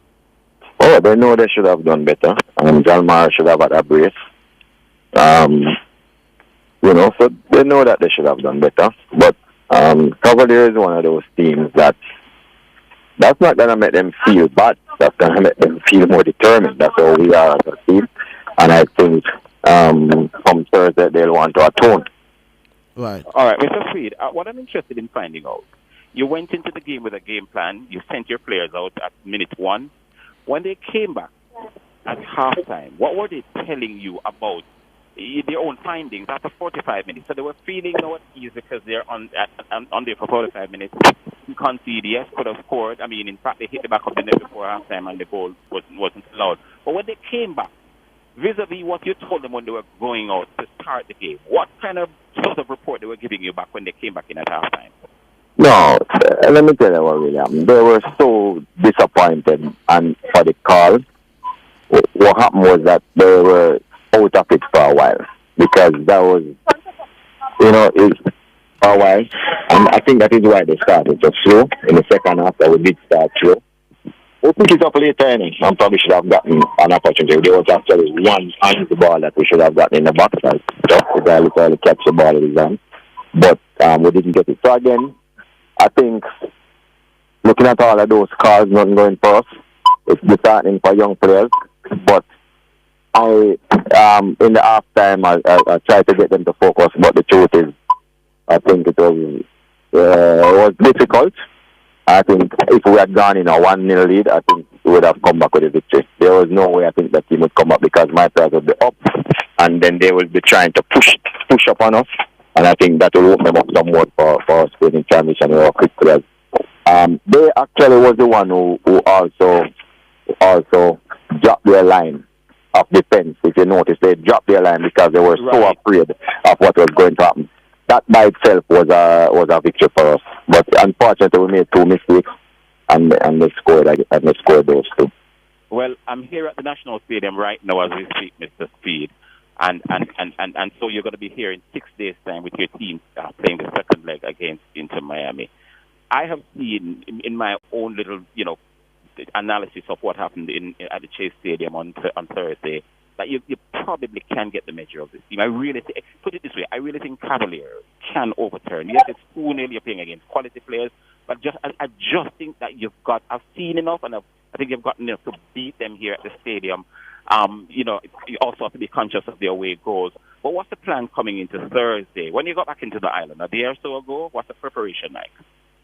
No, we got back on Friday. We didn't bother. We didn't do anything on Friday. This morning we did some recovery work. We have a game tomorrow. Of course, we're going to rotate heavily. Play the game tomorrow. Get there and get back the players, up to speed. But I didn't see anybody that looked, chest falling. Cavalier is one of those underdog teams which we don't mind the status. As you can see in the past, in the Caribbean Cup, they say we wouldn't even come out of the round. We won. Nearly guess we're going to get 6 over in the final. We won. We're going to get 9, and I think that wasn't the case. It wasn't even near the case. Even the 2 was fortuitous. So I am thinking, but the players are nothing. They believe that we can turn it around. One other thing about 2-0, your coach 2-0 lead. Will you try to defend it or you try to score one more? That's going to be my problem. We don't have any such problem. Our problem is just to score the first goal. And that's what we're looking forward to doing. Mm-hmm. But that you're also, again, you've got to be mindful of them scoring because it makes it so much more difficult, not just the register of the goal, but the fact that it counts as 2 if they need to do it. No, that's true. But they also have to be mindful of, do they try to keep the 2 or they go after us, bear in mind what we can do in the transition phase. So I think they also have an issue, that they have to try and deal with. And Coach Speed. The big elephant in the room, though, Mr. Speed, Leo Messi. The question is being asked right around the country, and I suppose even the Caribbean. Will he be here? What did you get when you were in Miami? Was it a matter of them resting him or trying to manage his workload? Is it that he's carrying an injury and nobody knows about it? What is the situation with him? Well, I really don't know. But to be honest, I believe that he's playing for legacy now. So I believe that he wants to come. So unless something, and I believe that when he was in the stands, he must have been wondering what is happening here when he saw the amount of pressure that was put on the back line. And I don't think he has never played against a Jamaica team, and they thought we were rubbish, I think, based on what everybody was thinking. But now he's probably having second thought that with a little luck, we could overturn the 2-0. And I think he wants to go further in this cup. He wants to be the person who has won the most trophy and keep on adding to it, just in case somebody tries to break his record in the future. So yes, I think he will come. I just believe so. Well, let's see. If he comes, we're happy for him to come. We had a plan for him. We don't know if it works. As I said, you can have your best plans, but you don't know what's going to happen. But we had a plan for him too. And as you can see, we're not the type of team that just go into things and wish things happen. We do plan very carefully for the thing. Don't worry about what you see in the Premier League. That is our plan too. We train all our young players to play, so we give them opportunities. When it's time comes, it's a different thing. Coach, tell me how much you think home advantage will work in your favor.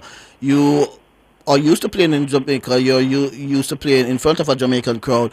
You are used to playing at the National Stadium. How much of an advantage that will be for you? I don't know. You see, in the modern game, I really don't try to think that there's, with fear and all those things.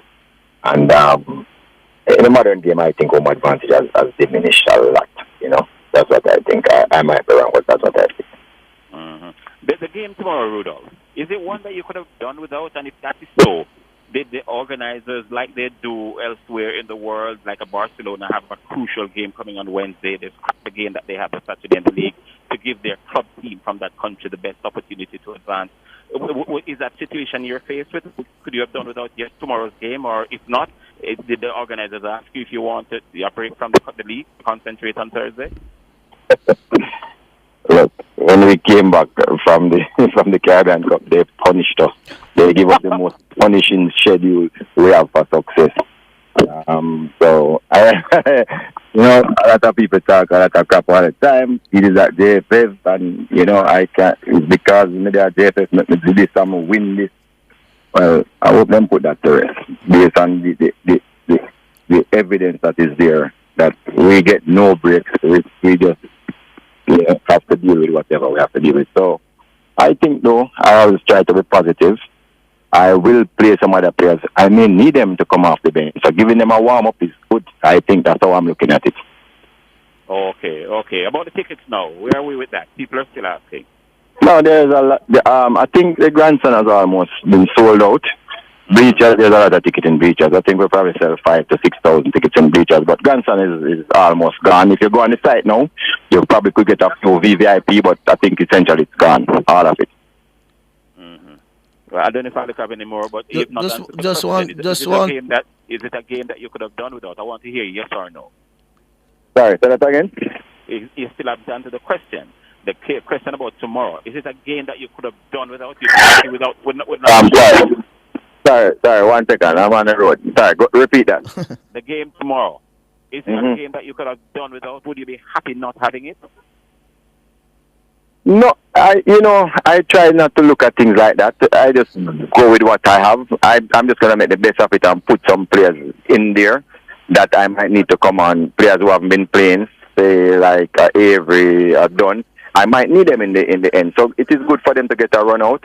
I still have the big guns on the bench. If I need them, I'll bring them on for a couple of minutes. But I am okay. I am not going to really fight again. I'm okay, actually. I try to be positive, so I don't try to be negative in any way, because there's always a silver lining. I try to find it all the time. Well, why is Avery's playtime dropped dramatically compared to last year? Who? Avery, the Trinidad and Tobago player. Avery. His playtime hasn't really dropped. You mean that he doesn't start as much? Right, that's what I mean, because he was a regular last year. No, well, Ritga, as you know, is a Suriname international player. We have gotten him, and we wanted to play him into form. So I'm trying to give him as much minutes as possible, so that whenever we get around to the business, then he's fit. He came unfit, and I'm trying to play him into form. Because we don't get to train a lot, because we're playing so much games. I can't get into, so games are one of the methods I'm using to get him into form. That's a quality player, too. Well, that's very nice. Well, you know what I think about you already. I think you have the brightest football mind in the country. I'll say that publicly, and I really think you know what you're doing. And I'd be very disappointed if you don't overturn this 2-0 at the stadium. That's our pressure, Yeah, but you deserve it, bro. You deserve it, man. You've really shown the way among those local coaches to a point where the commentators were reading out your file on international TV the other night. And I was saying to somebody, I talked to Alec about it, that I think you're easily the best coach in the country, and that's just my view. But let's see. No, it's a good thing for Jamaica. It's a good thing for coaching education program because, I mean, as I told most people, I mean, it helps a lot, with the education program. And I would encourage everyone in Jamaica, stop sitting around on the side and say, coaching badge don't matter. It's not true. We learn things here that you don't even start to think about. I think this has probably been the best thing that happened to Jamaica. And I'm happy to be one of the persons carrying it forward so people can see the work and the manifestation of what it does. Okay, then, Coach, I guess. I don't know if we have anything else to say.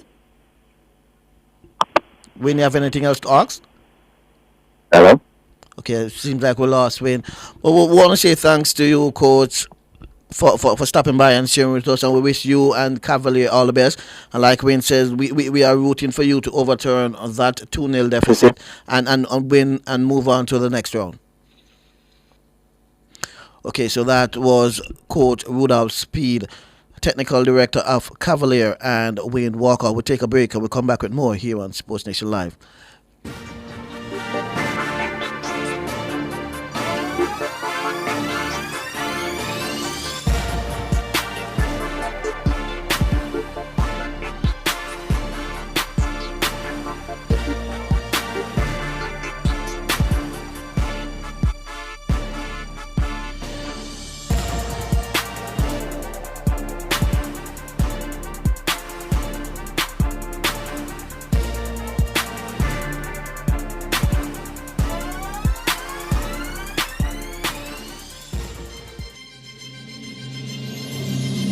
Nationwide 90 FM, the station for the very latest in news and current affairs, will broadcast live the opening budget presentation by the Minister of Finance and the Public Service, the Honourable Favour Williams. On Tuesday, March 11, the Honourable Favour Williams will put forward the government's plans to finance the budget for 2025 to 2026. That's a live broadcast of Finance Minister the Honourable Favour Williams' opening budget presentation, Tuesday, March 11 from 3 p.m. to 5:30 p.m. on Nationwide 90 FM, the new revolution in media. Due to this live broadcast, the E-Zone will not be aired on Tuesday, March 11. Outperform, outlast. With top performance. Jackama. Reliable, full stop, not comma. We have the expertise for drilling and demolition. We have the power tools for plumbers and electrician. Fancy select tools, 3 parts and 3 repairs. 3 parts, 3 repairs. 2 to 3 years. Hilton, available at Delta Supply, 106 Hagley Park Road. Call us at 876-302-6111-4. Delta Supply, we service what we sell. Big news! The Big Bite Food Safety Show now airs on Nationwide 90 FM with your host, Alison Richards, the Food Safety Girl. Join Alison every Tuesday from 1 to 2 p.m. as she serves up expert advice, tips, and insights on everything food safety. Stay informed, stay vigilant, and remember, food safety is everybody's business. Don't miss a bite of the action. Tuesdays at 1 p.m. only on Nationwide 90 FM, the new revolution in media.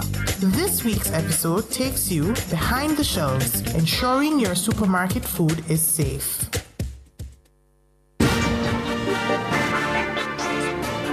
Okay, good evening. Welcome back to Sports Nation Live. I'm Alex Ribber, working with Kevin Williams on the other side of the glass. We'll be talking some volleyball now, as Jamaica's women has qualified to compete in the Under-21 North Seeker Pan American Volleyball Cup in Costa Rica from July 20 to 28.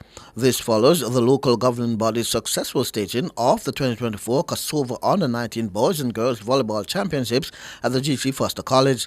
From that tournament, Jamaica's national Under-19 girls team made history by securing their first ever championship title at this age group. Now we're joined by General Secretary of Java, Audley Weir. Audley, good evening and welcome to the show. Okay, sorry about that. We'll be talking some Taekwondo now, with President of the Taekwondo Association, Master Arthur Barrows. Hello, President. Good afternoon. Welcome. Good evening, rather. Welcome. Good evening. Good evening to your listeners. Blessings. Sorry, we got our segments mixed up just now, but we're talking some Taekwondo now with President of the Jamaica Taekwondo Association, Master Barrows, and you would be at the Alfred Sangster Auditorium at the University of Technology observing the Jamaica Taekwondo Association Invitational Championships. Tell me what has been going on. It started earlier this morning. That is correct. The championship is on its way. It's in its final phase of competition. We have about 4 categories left. So we started this morning about 9:30 after the opening ceremony. The black belts were on deck first. That went very well. We weren't disappointed with the black belts sparring. The champions coming up that was we had Aquino Lindsay top the heavyweight sparring category for the black belt males, with the runner-up being Richard Stone. We have in the middleweight we had Adrian Moore capping the middleweight division, and we had the defending champion Mr. Akeem Lawrence for the lightweight division. For the females black belts, we have Jasmine Barnes again topping her category for the female sparring, with runner-up being Miss Annick Brown. Those females went up, and it was very exciting for the crowd to see those females in action. The juniors weren't so bad. The colored belts went on, and we had some junior black belts on deck. But definitely the future is bright, as we saw some very bright sparks coming up in that area. One for mention for the black belt females was Miss Jana Kuzley, that also is doing well for the last 2 years, not just locally but overseas also. And Mr. Shamari Shakura out of Montego Bay Red Dragon Taekwondo Center. They were definitely the high points for the junior black belt categories. But it's going on. It is continuing now. We're having the kids into the teenagers and the adult category, and then we'll close off with the power breaking and the technical breaking division. But definitely no injuries so far. We are thankful for that. And the parents and the athletes are definitely enjoying themselves. Right. When we spoke with Annick a couple of weeks ago, what you said is that this tournament tends to attract persons to the sport, and the clubs would have gotten new signees. Have you seen that so far? Yes, definitely. For the martial arts community, so for this championship, the Jamaica Taekwondo Association is hosting an open invitational where we have other martial arts. So this is an open martial arts competition, but with Taekwondo rules. We have signees coming in. Interest is there. We have live streaming on YouTube actually going on also. So persons who miss it on the day can also go to the Jamaica Taekwondo Association Facebook page and just click on that, and they can see highlights of the competition. What we have also is, let me make mention of the other schools. We had other Taekwondo schools, Psychic Taekwondo, Shai Tai Kickboxing, Theater Karate, and we had a good turnout from the other schools that are in the martial arts community. That's what makes this Taekwondo championship so different, because it's an open martial arts championship with Taekwondo being the main rules because of we are hosting. Right, and like I said, 25 martial arts schools from Taekwondo to Karate to Judo, various disciplines.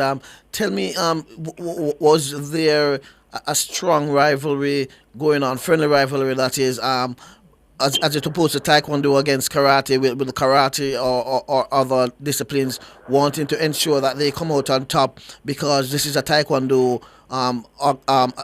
tournament, or you have the Taekwondo schools ensuring that they come out on top to properly represent their genre of martial arts? Well, definitely with competition you'll have rivalry.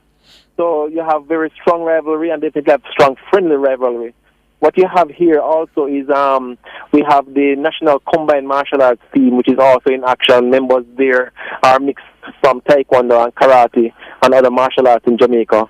Some of these athletes are preparing to go to the U.S. Open.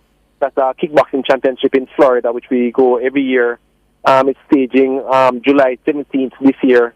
So those persons were also in action preparing for that trip. So the friendly rivalry right there was definitely evident, and they really took the show on the road today. I'm really proud of them. And this was injury-free. In terms of turnout from patrons, what was that like? So the athletes, we exceed expectations. Our budget was 150 athletes. We had 230 athletes at start time this morning, so we were over budget in terms of our competitors. And with the competitors, we have our patrons. That's the parents and the friends and well-wishers who follow the teams that are here. So definitely we had a jam-packed auditorium up by UTEC here. It was really great.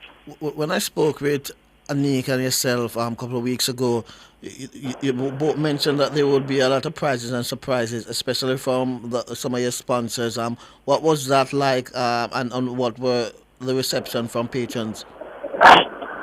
The sponsors were quite good. We had a few sponsors, even sponsors who could not make it, definitely showed up in different ways. They sent prizes. We had prizes from Lasco. We had Burger King just supporting with the officials and the volunteers in terms of some meals. We had Grace in terms of consumer brands in terms of their products, so they were there also.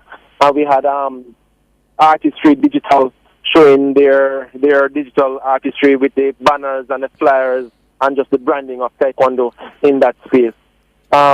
We really would like to thank those sponsors to be on board. We have Mackay Security, who is always on board each year, that provided some support in terms of the security and also supporting in terms of some cash donations for the medals and the venue and public liability, etc. But it was a very good show by the corporate sponsorship. Without them, this cannot happen. This is the return of this tournament. On a scale of 1 to 10, with 10 being highest, how would you rank it? Very, very good. We had some niggles in the start. We're still working out the start of the championships. We always have a half-hour start because of the late registration. So with the late registration and a little late start, half-hour already for some categories, about an 8 out of 10. We are looking to improve that next year into 2027, where we'll have the next regional championship for Taekwondo, and we are going electronic scoring. With electronic scoring, we'll have electronic registration, so we will have to have a bit earlier the planning so we can ensure that the registration is early, and we do pre-bracketing because of the software that we'll be implementing, and that should improve our start of the days. But otherwise than that, it was quite good. The umpiring is looking much better. We had a very detailed umpire course for the center referees and the corner judges. They were online via Zoom. The face-to-face that we have for the center referees went well, and they are adapting very well. So I'm quite happy and quite proud of the guys that are taking part. In boxing and other combat sports, the heavyweights are always the big draw. What was it like that for this tournament? Were the heavyweights the one that persons came out to see? Which fighter or category stands out for you?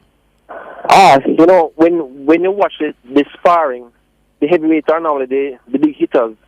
So Mr. Aquino, Lindsay, and Richard Stone definitely were standouts in the heavyweight category. But what you'll see in the middleweight, those guys are still hitting a bit heavy, but they are moving a bit quicker, and they were quite on key today.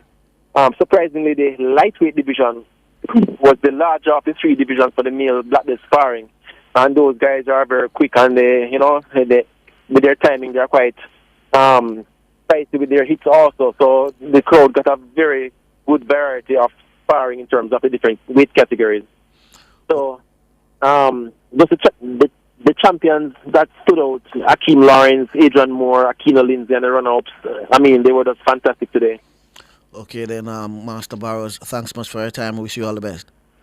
Thank you again for the interview, and thank you for checking in with us. Really appreciate it. It's our pleasure. President of the Jamaica Taekwondo Association, Master Arthur Barrows. We'll take a break and come back with more here on Sports Nation Live.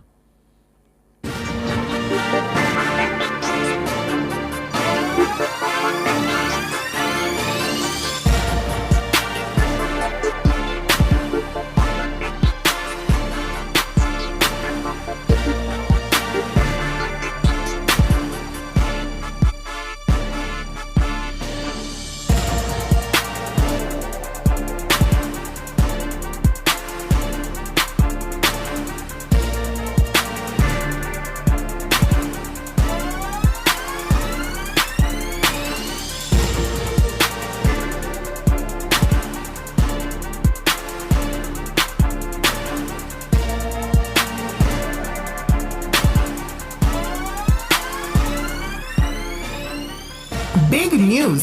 The Big Bite Food Safety Show now airs on Nationwide 90 FM with your host, Alison Richards, the Food Safety Girl. Join Alison every Tuesday from 1 to 2 p.m. as she serves up expert advice, tips, and insights on everything food safety. Stay informed, stay vigilant, and remember, food safety is everybody's business. Don't miss a bite of the action. Tuesdays at 1 p.m. only on Nationwide 90 FM, the new revolution in media. This week's episode takes you behind the shelves, ensuring your supermarket food is safe.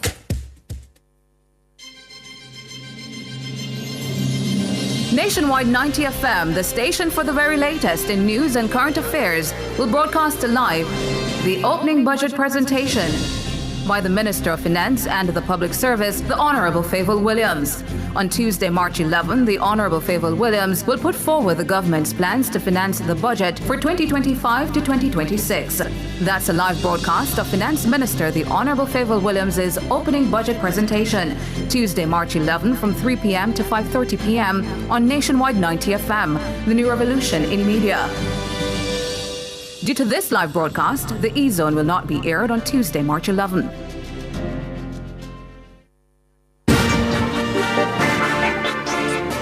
Okay, good evening. Welcome back to Sports Nation Live. I'm Alex Wibby, working with Kevin Williams on the other side of the glass. We'll be talking some volleyball this time around, as Jamaica's women has qualified to compete in the Under-21 NORCECA Pan American Volleyball Cup in Costa Rica from July 20 to 28.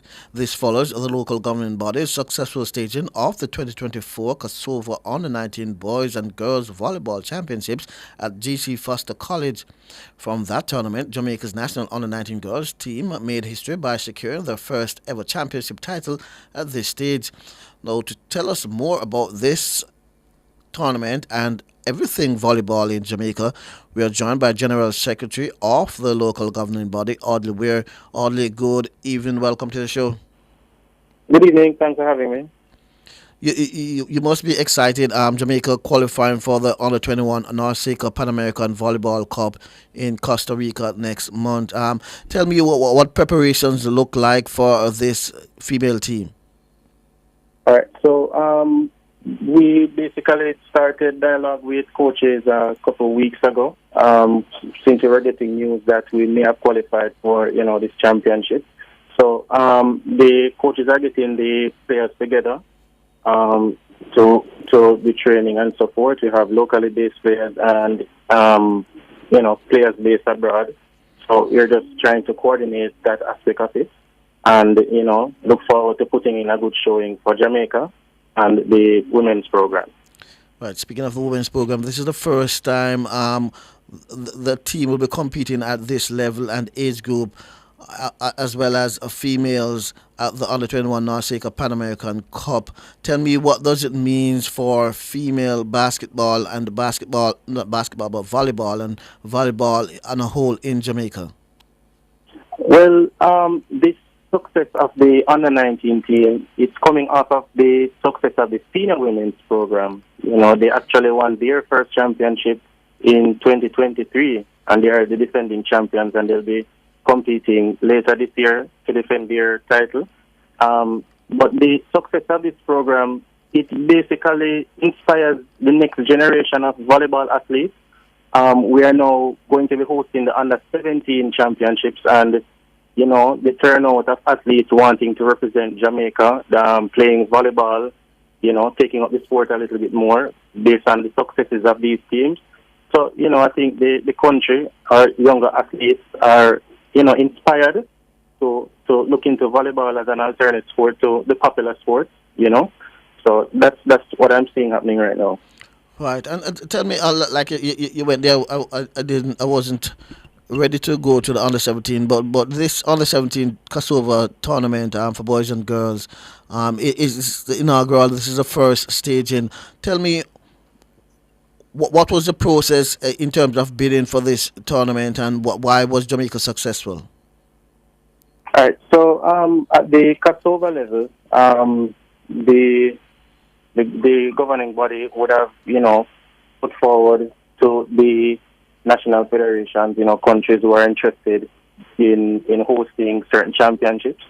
And seeing that we were successful in hosting the Under-19 tournament, we thought that, and that was an inaugural championship as well, with both genders competing at the same age group.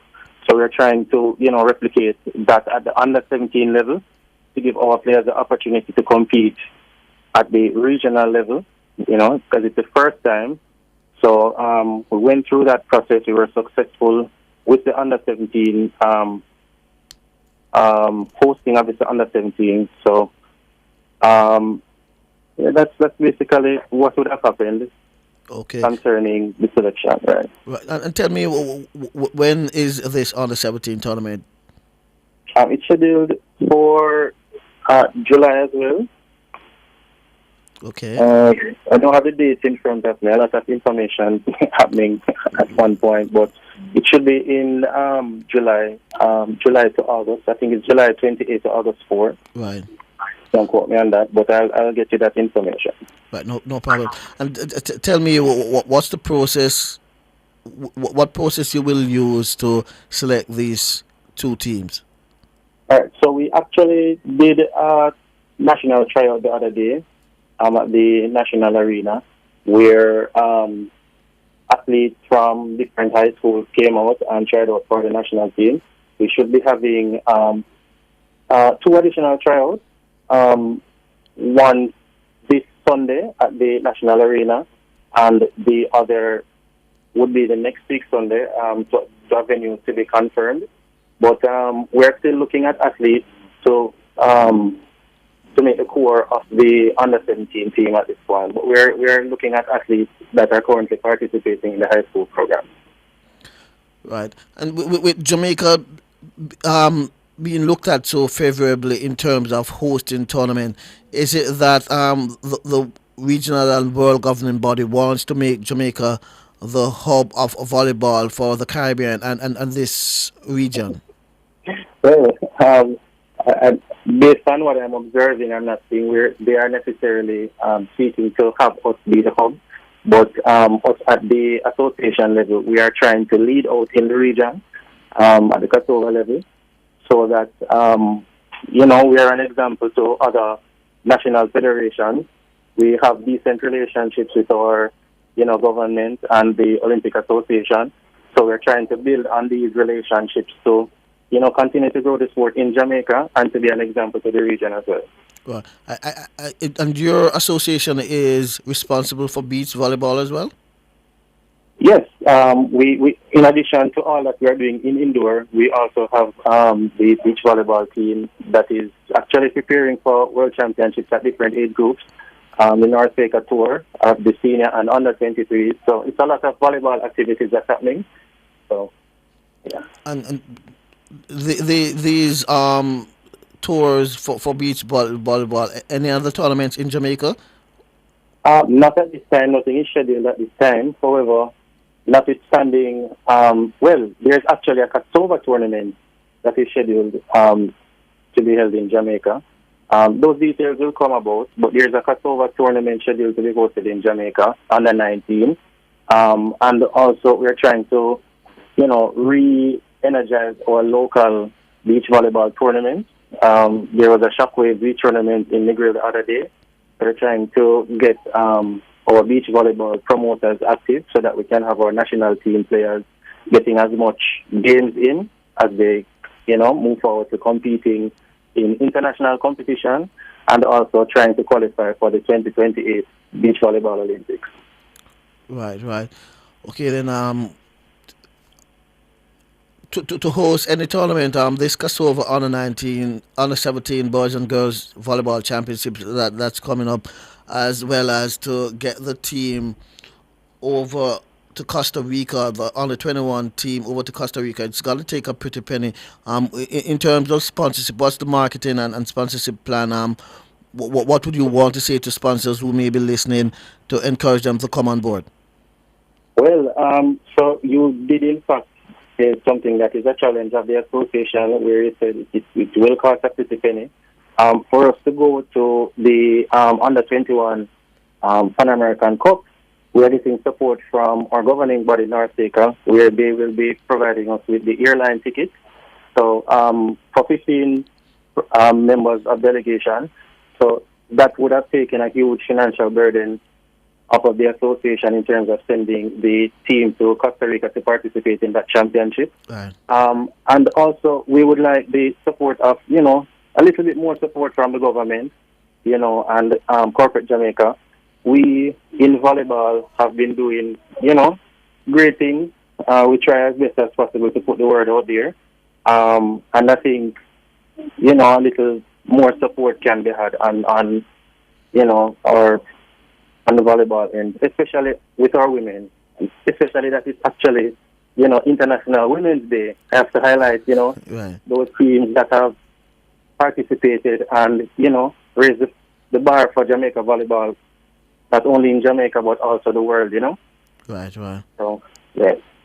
And tell me, you have a lot on your plate in terms of the Volleyball Association with beach and indoors volleyball.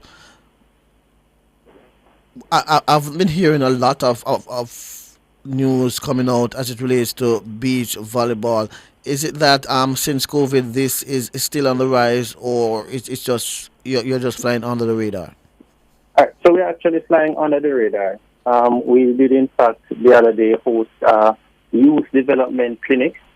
It was posted on social media, didn't get mainstream support, but more and more over a period of time, you will start seeing more volleyball information being sent out, because there are a lot of activities happening both indoor and on the beach, and at all different age groups. So it's a lot of volleyball activity leading up to the summer and the end of the year. So more and more you'll be seeing, this type of information coming out. So this is just the start. Right. Okay then, Audley. Thanks much for stopping by and talking with us. We wish you and your team all the best. Thank you so much. Thanks for the opportunity to speak to the public. Really appreciate it. It's our pleasure. So that was Audley Ware, General Secretary of the Jamaica Volleyball Association. We take a break and come back with more here on Sports Nation Live.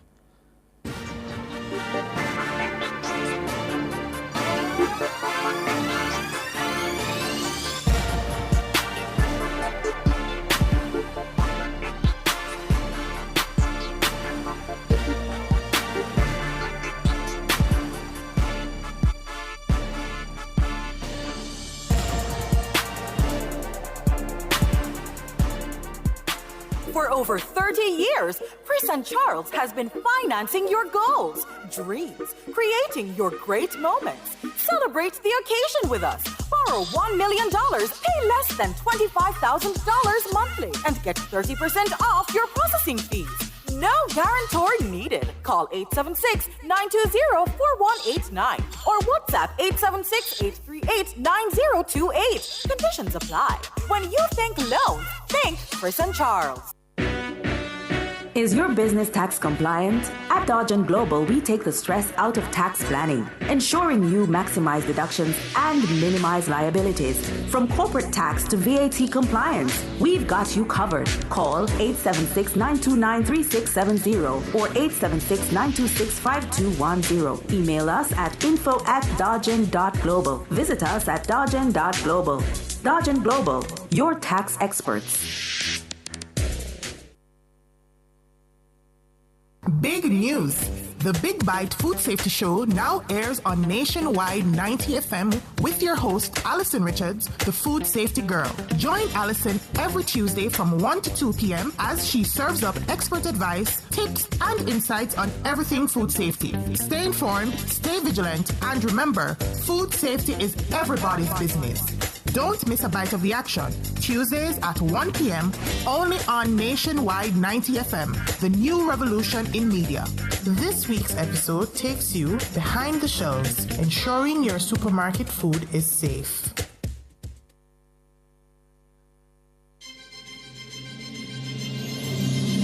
Nationwide 90 FM, the station for the very latest in news and current affairs, will broadcast live the opening budget presentation. by the Minister of Finance and the Public Service, the Honourable Favour Williams. On Tuesday, March 11, the Honourable Favour Williams will put forward the government's plans to finance the budget for 2025 to 2026. That's a live broadcast of Finance Minister the Honourable Favour Williams' opening budget presentation, Tuesday, March 11 from 3 p.m. to 5:30 p.m. on Nationwide 90 FM, the new revolution in media. Due to this live broadcast, the E-Zone will not be aired on Tuesday, March 11. Attention all data protection enthusiasts. Tune in to Nationwide 90 FM every Tuesday at 8:20 a.m. and Thursday at 8:25 a.m. for a new program, Data Protection Matters. Starting June 4, 2024, join us as we delve into crucial topics that will keep you informed and compliant. Data Protection Matters is hosted by Chuck Cameron, founder of Design Privacy, your trusted partner in data protection. Don't miss out. That's every Tuesday morning at 8:20 and every Thursday at 8:25 a.m. Stay protected, stay informed with Nationwide 90 FM and Design Privacy.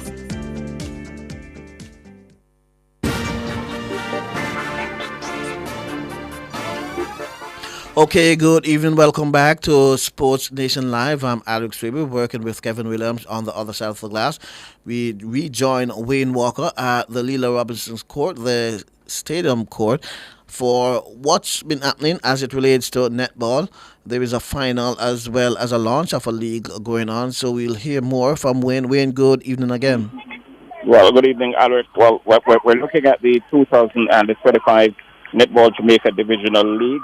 And as we speak, as usual, all four courts are occupied at the minute with games going on, but we can tell you some of the results so far. The Net Rippers B, they defeated Progressive by 12-9. And, of course, that's in Group 2. Also in Group 2, Malines C, they defeated Alpha 21-13. And also in Group 2, Jaguars defeated Jaguars lost to Exed Saints. We've gotten the results jumbled, so we're trying to sort of get them together. All right, so here's another set of games here played in Zone 1. So it sees MD Strikers. They defeated Spartan by 37-2. And Northwest A were in action as well. Harborview B, they won their game over Fresh Approach by 15-7. And Mona A defeated Northwest B by 13-5. And we're yet to get the results on the game on court at the minute. And they've also provided us with a summary of what's happening as far as the groups are concerned. Let me go to that while we await the other results to come. So in Intermediate B, Zone 2, that's not got any point standings in that just yet. So they're still working on that. So we're just trying to make sense of the sheet that we've been given. But what I can tell you is that the Netball Jamaica Divisional Leagues are underway. Nothing yet on the final that you mentioned. We'll get that as soon as we can as well, because as you'd appreciate, there are 4 different scoring tables at the moment, and it's sort of difficult to get all the scores collated in a timely manner. But I suppose what Netball Jamaica wants you to know is that their tournament is up and running. And I'm sure you have knowledge of the Leela Robinson course, Alex. When it's buzzing, it's buzzing. And at the minute, it is buzzing with a lot of activities. So just ran into a former national player. The name escapes me just now. And it just seems they don't give this game a break even when they walk away from it as a competitor. And as I say, I'm still trying to get some other results. I was in the process of getting the other results completed scores when you call. It's very difficult to get it, as you'd appreciate, because, as I say, no one really has the official table where all the results go. I suppose that happens at the end of each game. But yeah, it's some good action here at the Leela Robinson court. And if I could just go back to the little conversation we had with Mr. Speed, I was making my way inside the Leela Robinson court because I was standing on the outskirts of the National Stadium when we were talking to Rudolph. And there's going to be a party here tonight. And on my way inside the Leela Robinson court, someone stopped me and said, Mr. Wayne, you have any ticket? You have any ticket for Thursday? It's not tell me I have a bus ticket. Yeah, I said, today's Saturday, ask me for Thursday ticket already. And they said, yeah, yes, the message there already. I said, well, you don't know, you know more than me. So I said, "Team, if Messi doesn't come on Thursday, will you still be interested in the match?" He said, "No." I'm sure, Wayne, I'm sure Messi will come, because after that, they're only leading by 2, and after the performance of Cavalier, they can't risk not playing their best team on Thursday. Yeah, I am not sure he's gonna come. In fact, I think he's not gonna come, but I don't want to scare people away from buying the tickets. But Messi not playing on Thursday had nothing to do with whether they thought they were better than Cavalier or not. Messi not playing on Thursday. Remember, Messi didn't play the Sunday before that either. They played against Houston. And one of the things that Javier Mascherano, who is the coach of the Inter Miami, mentioned was that with World Cup qualifiers due a couple of weeks, maybe next week actually, they're managing his workload. And so if they do not believe that it's worth risking him to play, even in this tournament, they won't play him. The question is, how long a rest they're giving him to make sure that he manages workload, because he's not the youngest person anymore. And if you notice, Mr. Speed said he had a plan for him. The only plan Mr. Speed could have for Lionel Messi is to sort of contain his movements, and it's easier to do now because he's not young anymore. So he was looking more at that more than a technical skill point. So there's no plan you can have for a player like that, except that you're closing down in terms of his speed movement, but skill and close ball control and so on, you can't close him down. It's just not possible you do that. And yeah, so the club is managing. In fact, there was a report that came out after the match that Javier Mascherano says they'll sit and determine whether it's worth carrying him to Jamaica, and that is after the game. So they already know what they're chasing them, but they're still wondering if they should take him, because it's more than just resting him from a match. It's about managing his workload. So we'll see. We'll see. From my end, I'm certain he's coming. Okay, that's fine, and he may very well come too. I was just telling you what I saw over the last 48 hours in terms of the plans that they have for him. But he may very well come. I don't know if he's coming or not. I was just looking at what I'm hearing and sort of trying to analyze the whole thing. And because of that, I said I don't think they'll risk him if the World Cup qualifiers are taken into consideration for their next week. But who knows? But here's a big selling card. I was a bit surprising when Mr. Steve said about 6,000 bleachers tickets have been sold. That's really, really surprising. And you wonder if people know something. Because there's no way Lionel Messi could be playing in a stadium and it's $20 to go in, which is about 3,000 Jamaican dollars, and you don't grab those tickets. So the fact that they only sold 6,000, you wonder how much of a draw, or it's been just hyped up. But it was good that he could be honest to say 6,000 bleachers. And the grandstand has not yet been sold out. There are 1 or 2 tickets still there. So you start to wonder now, is the local population really just joining the hype without actually spending their money? Right. Okay, then Wayne, I'll let you get some more information as it relates to what's happening there at the National Stadium courts, at Lila Robinson courts with the netball. But I'm going to ask you to look out for my favorite player, Giselle Allison. I'm not sure which team she's playing for this time around, but when you'll see the quality, you'll know who she is. And I'm fine. Let's hope that the quality has not yet been put on display and she's gone home. Hopefully. Okay, then, Wayne, thanks once again for stopping by. Wayne Walker out there at the Leela Robinson Court. We take a break and come back with more here on Sports Nation Live.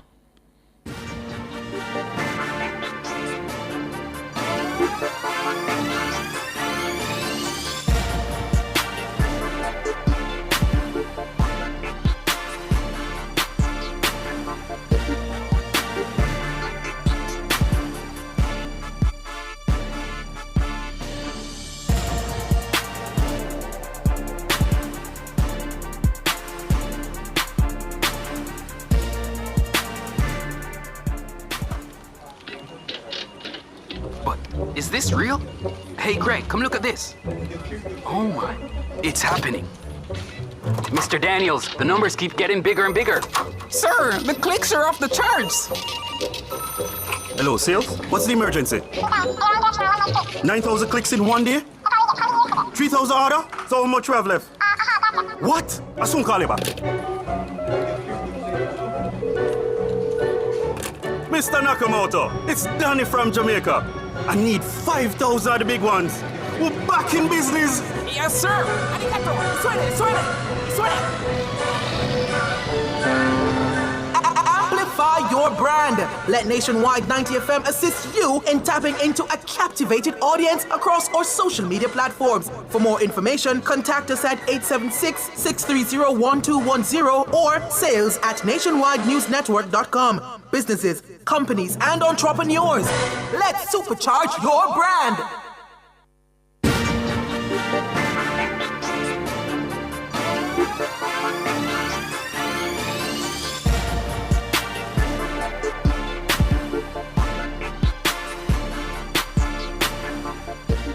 Okay, good evening and welcome back to Sports Station Live. I'm Alex Weber working with Kevin Williams on the other side of the glass. We're in our splash segment now where we talk everything swimming. And we are joined online by Coach Wendy Lee, national coach and coach of Tornadoes Swim Club. Wendy, good evening. Welcome to the show. Thank you for having me. I'm actually at the stadium at the competition now. Yes, I understand that.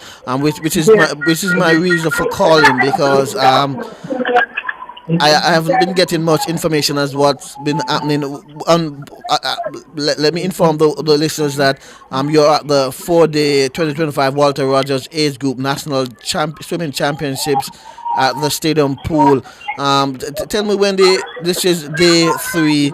What has been happening so far? So the reason you haven't really been hearing from us is because it's nervous times. This is the last competition for swimmers to make the Carifta team, and that's one of our most exciting competitions of the year. Right. It's what we look forward to every season, and this is the competition that the national team is going to be picked. So until the competition is over tomorrow and everybody knows their ranking and their placing, everybody's very nervous and very tight. But we've been doing really well. We've seen a lot of records being broken. So far, we're very impressed with what is happening in the pool. Can you share with us some of those records that have been broken so far? Well, I would have to say that what is most exciting, of course, I think Kyle Lawson has broken 4 records already in all the freestyle events. So she's broken the 200 freestyle record. She just broke the 100 freestyle record. She broke the 800 freestyle record in the 11-12 age group. So she's really on a roll. And then of course, we have other swimmers who are doing really well from other clubs also. We have Charles McIntosh, who there's not a swimmer that he doesn't just drop the distance freestyle time. So we're very happy with him also. And then what is also very exciting is that Christiana Shirley, who has been gracing the pool with excellent performances for years, is back in Jamaica because she's now training overseas because she's getting her education overseas. Wow. And she's done some amazing performances and secured her team, her place not only on the Carifta team but also on the World Juniors team. Wow. So tell me, in terms of the top 5 so far, what's the point standing looking like? Well, it's very close. It's too close for me to be comfortable. Going into the competition this afternoon, Tornadoes was ahead by 40 points from Speedos, and one race is 9 points, and some of the distance races are 12 points. So right now it's very close between Tornadoes and Speedos.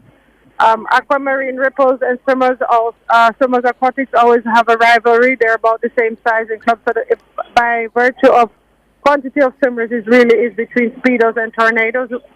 And then the next 2 largest clubs are Aquamarine and Swimmers, so they're always in close competition.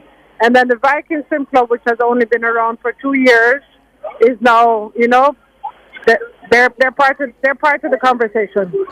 Right, and a team that I just learned about, I understand that they have been around for some time, was Wahoo, but I recently got introduced to them. Coach Allen is the head coach over there. How have they been doing?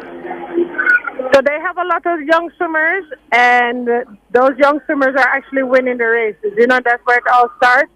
Wahoo, Coach Allen has been a swim coach for a very long time. He's a coach from Holy Childhood. Right. And he has a really huge Learn to Swim program. So by virtue of that now, the swimmers are graduating out of Learn to Swim, and they're conquering the 10 and under events, and it's really nice to see them perform. And tell me, from your estimation, how impressed are you with the Walter Rogers so far? So right now, the kids are getting ready to do relay. All right. I'm actually quite nervous because we need to make sure that everybody shows up for the relay. But I don't know if you can hear in the background, everybody's singing and dancing. The officials are singing, the swimmers are singing. Everybody's in high spirits. We're swimming fast. The kids are not afraid to race. So, and they're actually calling me now because I need to coach. Oh, okay, so I won't keep you any longer then. Wendy Lee, thanks much for stopping by. We wish you and your team and the entire ASAJ family all the best. Okay, thank you very, very much. Thank you for having me. It's my pleasure. Wendy Lee, coach of Tornado Swim Club, as well as a national coach. We take a break and come back with more here on Sports Station Live.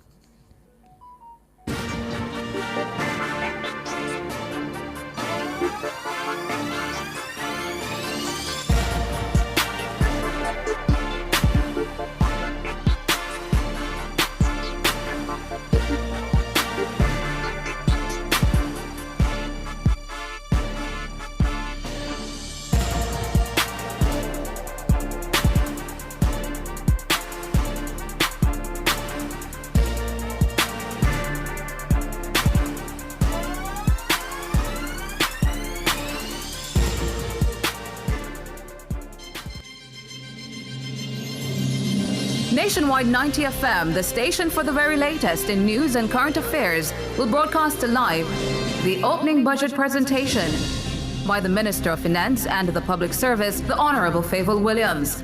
On Tuesday, March 11, the Honourable Favour Williams will put forward the government's plans to finance the budget for 2025 to 2026. That's a live broadcast of Finance Minister the Honourable Favour Williams' opening budget presentation, Tuesday, March 11 from 3 p.m. to 5:30 p.m. on Nationwide 90 FM, the new revolution in media. Due to this live broadcast, the E-Zone will not be aired on Tuesday, March 11.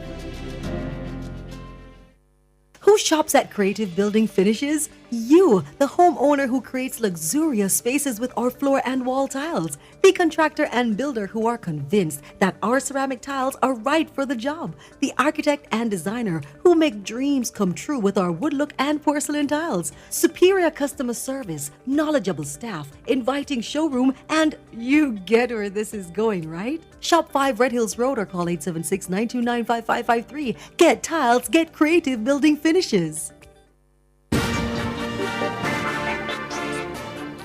Okay, good evening and welcome back to Sports Nation Live. I am Alric Swaby, working with Kevin Williams on the other side of the glass. We'll be talking some cricket now as the rebranded JCA Michael Holden Senior Cup, sponsored by Stewart Automotive, bowls off on March 15. The tournament will feature 24 teams from 13 parishes. Speaking at the launch, President of the JCA, Dr. Donovan Bennett, says they will be very tough on indiscipline. As you all know, we're here to launch our Senior Cup competition, and this is our premier competition. It's a competition that has been with us for a very long time. Initially, it is a competition that was a little bit restrictive because it happened only in Kingston and one parish out of St. Catherine, one parish out of Kingston, which was St. Catherine, but the rest of the country, players had to migrate in if they wanted to be a part of this premier competition. Well, that has changed, and now the competition is played island-wide. There are 20 teams. There are 12 parishes? 13 parishes and the clubs in Kingston who are now a part of this competition. Now, let me just say that this is going to be serious business this year. Some of the things that happened in our premier competition in years gone by will not be allowed to happen. And if, for example, players start in the game and they're not turning up the next game, teams turn them out short, etc., etc., that is not going to be tolerated. And any team or any player who, I just want you all to know that if that happens going forward, then the board will have no option but to take some very strong action. And that is all I want to say about that now. We now have a sponsor for the first time in a long time. Stewart's Motors, is that what you call yourself? Stewart's Automotive has now come on stream as a sponsor, and they are going to be involved with us during the course of the season, because a lot of these games are being streamed, and when you go to the grounds, you will see their products on display. Is that right? They'll also be a part of this when there are whatever broadcast programs or promos are taking place. They will be a part of that also, because we have to give them value for their sponsorship. And as a matter of fact, we need to do more than they expect us to do, because certainly next year we would like to be in a position where we can come and say, hey, we have performed, what can you do about increasing the sponsorship, right? So, and of course, this all ties in with the players, their behavior, etc., etc. The Senior Cup competition will now be called the JCA Stewart's Auto Michael Holding Senior Competition. Now, Michael, as you all know, was one of our famous pace bowlers. He formed a part of that quartet in the late 70s to 80s, going up to probably 1990. That struck fear into the hearts of most batsmen all over the world. But not only was he a great player, he was also a very strict disciplinarian, a very principled person. He subsequently became a top cricket commentator. I know Michael very well, and I know that him giving his permission to use his name in this competition comes with certain responsibilities. So we will have to run a seamless competition.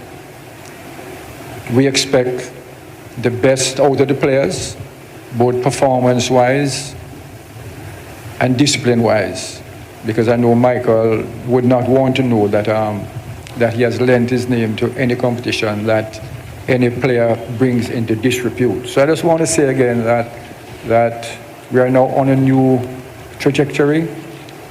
We now have a sponsor for the first time in a long time.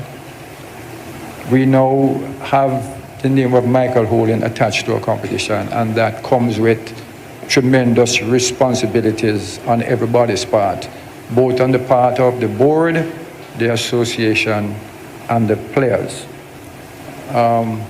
Moving forward, we got a letter from a lady from Meridian Otti High School, and we gave her some gears last year to use in our school program. And she wrote us a letter last week saying that that she has used these gears not to produce great cricketers or to be competitive in the school competition, but as a behavioral change. And told us in the letter is that the discipline in the school has improved tremendously. The attitudes have improved tremendously, and even grades in the school amongst persons who have been participating in this program has also improved tremendously. So what we intend to do going forward, and she has requested some more gears because she said to us that there are other schools in the Hanover area that are interested in this transformational program.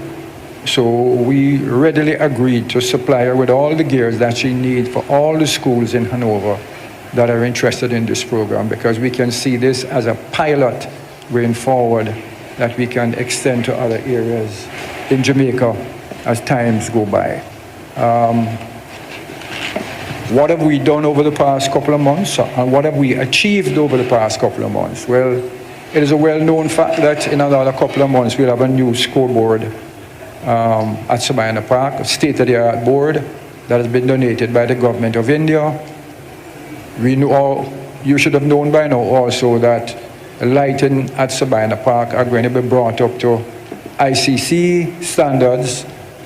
So we're going to change out all the old incandescent bulbs.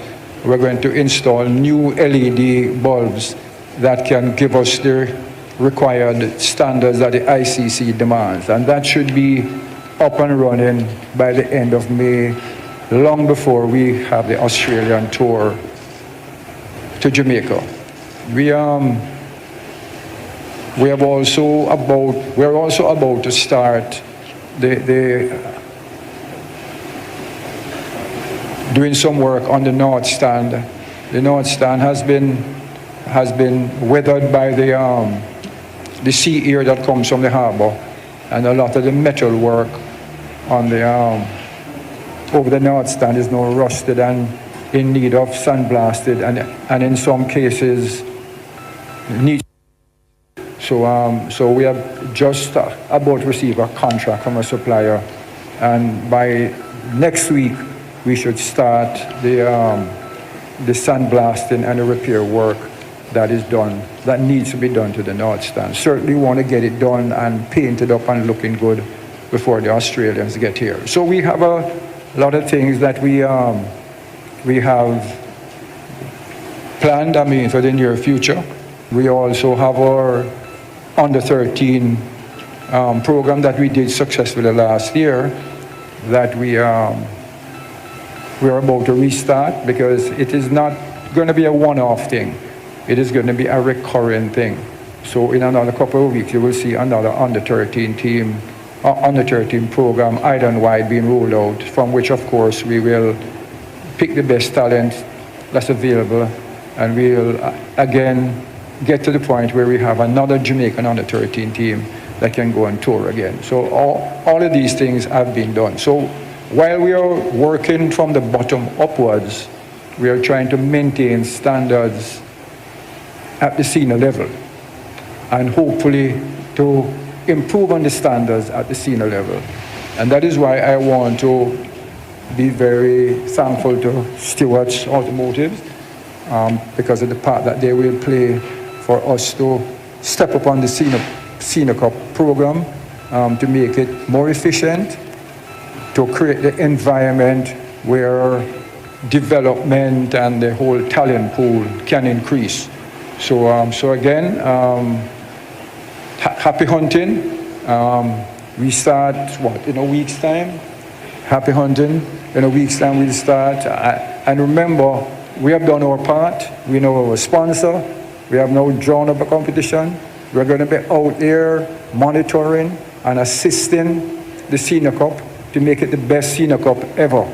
But we are also just imploring the players to put their best foot forward, both in their performance and in their discipline on and off the field.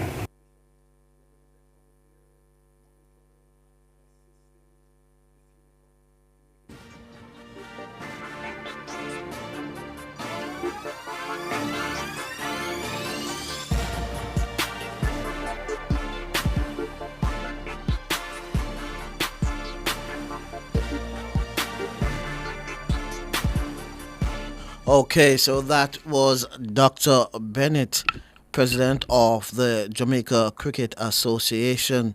Now, brand marketing manager at Stewart's Automotive, Sarah Sterling, says the game of cricket is a uniting force.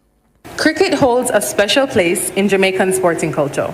And at Stewart's Automotive Group, we recognize the power of sports in uniting communities, fostering talent, and inspiring the next generation.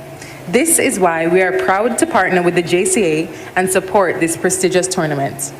As part of our commitment, we are thrilled to have a range of our brands on display at upcoming matches: Suzuki, Mitsubishi, GWM, Jaguar Land Rover, and Mercedes-Benz.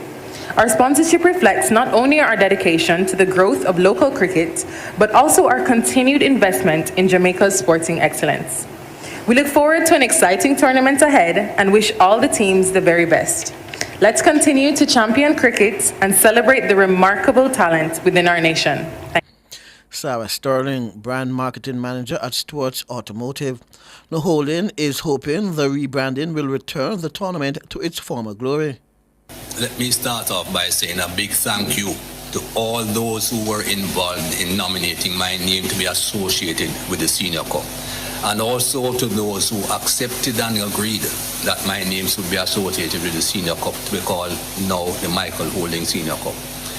When I was a young man at Melbourne and playing cricket at Melbourne, the Senior Cup was revered. It was looked upon as a top competition in Jamaica, producing the best cricketers. And yes, I know it was a little bit biased because the clubs taking part were in Kingston, and of course the only club or parish outside of Kingston that was represented was St. Catherine, or bordering to Kingston. But even those who did not live in the catchment area tried their very best to be associated with clubs who were playing in the Senior Cup, because they knew pretty much that they could expose their talents in the Senior Cup, as it was the best competition in Jamaica. We drew large crowds. I'm hoping that this Senior Cup going forward will continue to grow large crowds, will continue to produce some top-class cricketers to represent Jamaica. We need a Senior Cup that is vibrant. We need a Senior Cup that is well supported by the fans and by sponsors, and let's hope we can look forward to that.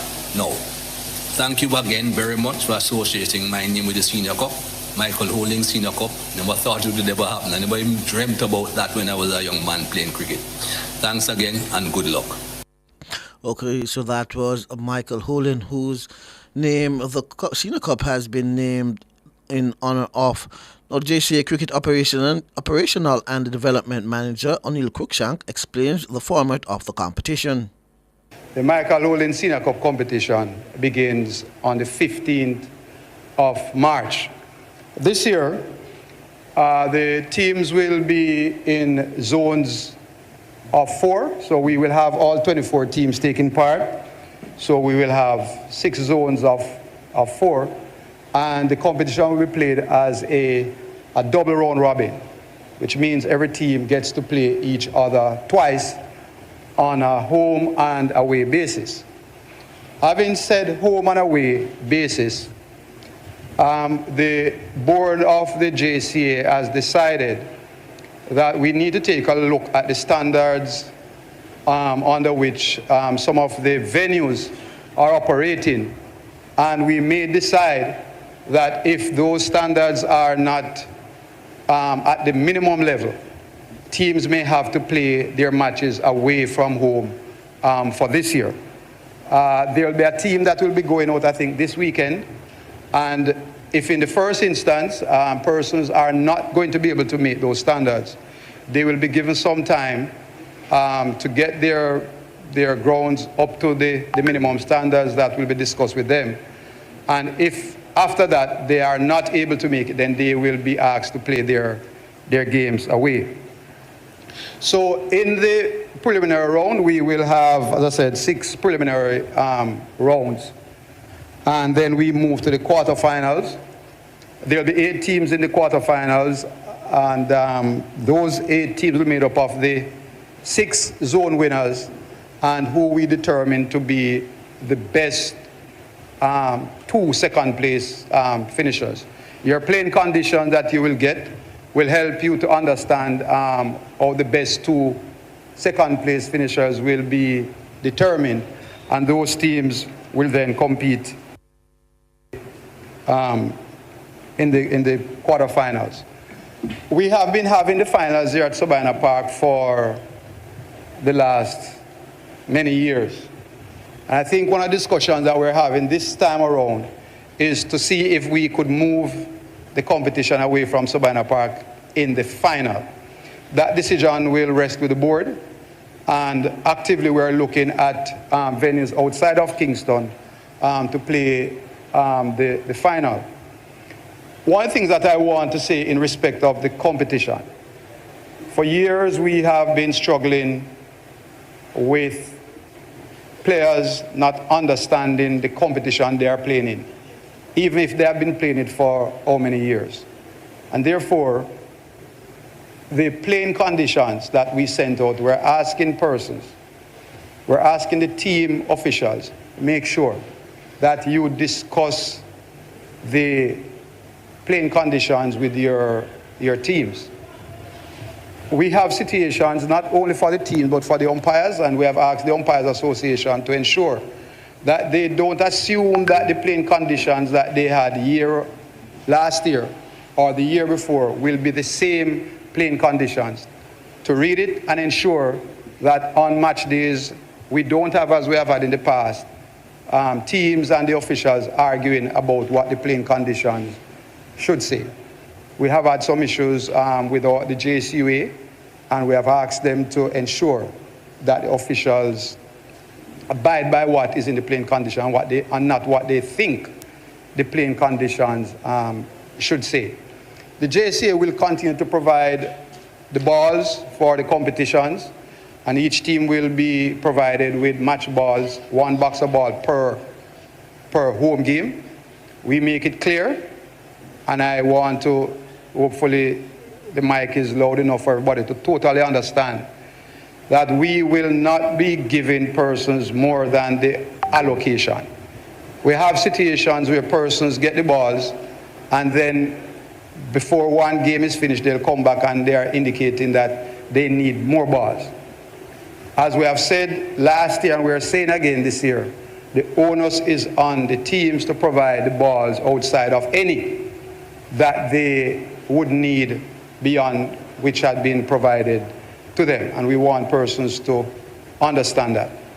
The competition, again, will be managed in terms of the administration by the JCA Cricket Operations Department, supported by a committee called the Cricket Competitions and Complaints Committee. The committee last year has asked that we ensure that all the documents are sent out to teams, because we have noted that the complaints that come before the committee are ones that could be avoided if persons were au fait with the rules and the regulations governing the competition. And we're asking again that the teams make themselves aware of what that is. This year, we will be reverting to the player of the round matches. So during the preliminary, we'll not have a player of the match, we'll have player of the rounds for the preliminary games. And after that, as it gets to the quarterfinals, semifinals, and to the finals, we'll have player of the match. The marketing team will soon be advising me as to what those prizes are, so I can fully advise the teams as to what they are. The issue has come up about the covers, and at this time, it is still mandatory that covers are definitely to be provided at all the match venues. If you don't have them, the rules don't support you in you deciding that you just don't have it and you leave it at that. Send it to the cricket committee and hope that they judge that you just didn't have it. If you don't have it, the rule says exactly what will happen. The scoring, we decided, and last week we invited persons to come and score. A lot of you would have been aware, hopefully been aware by now, that we have a new data system, scoring system in place that we'll be using. We have no intention of going back to using scorebooks. We have a site now. We lost our original database site, and we are now live again with another site. We noted that last week the turnout for the scorers seminar was totally below what was expected. But we are still making it clear that we are not accepting any scorebook sheet. We will be making an effort, I guess the CEO will decide on it, we'll be making an effort to have an online training seminar this weekend, and we're asking that everybody make the effort to be involved. There are going to be fines for persons who are not using the scoring application. But it is important because it helps us to decide the various awards, but also to ensure that our selectors are provided with the proper and the best statistics for the tournament. I would like to wish everybody a safe tournament, for the players, a very productive tournament, and as we have heard, Michael Holding Senior Cup 2025, it does have a name that all of us have to live up to, and I hope the players are in for it, but I also hope that the administrators at the club level are also prepared to live up to the Michael Holding Senior Cup 2025. Thank you. Okay, so that was operational and development manager at JCA, O'Neill Cruikshank. We take a quick break and come back with more here on Sports Station Live.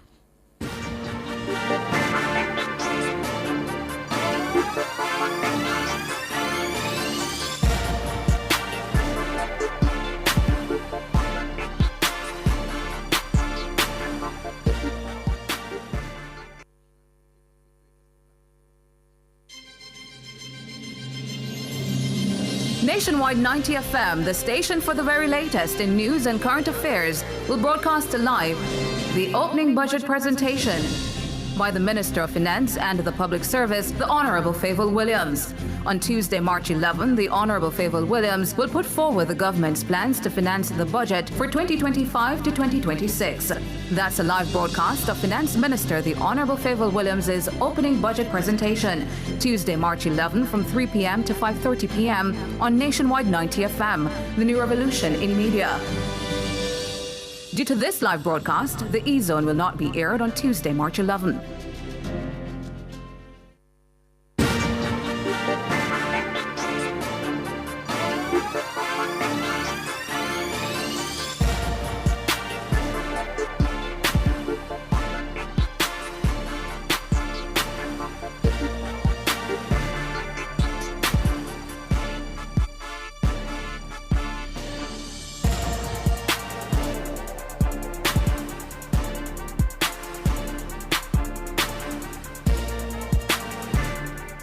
Okay, good evening and welcome back to Sports Nation Live. I'm Alex Raby, working with Kevin Williams on the other side of the glass.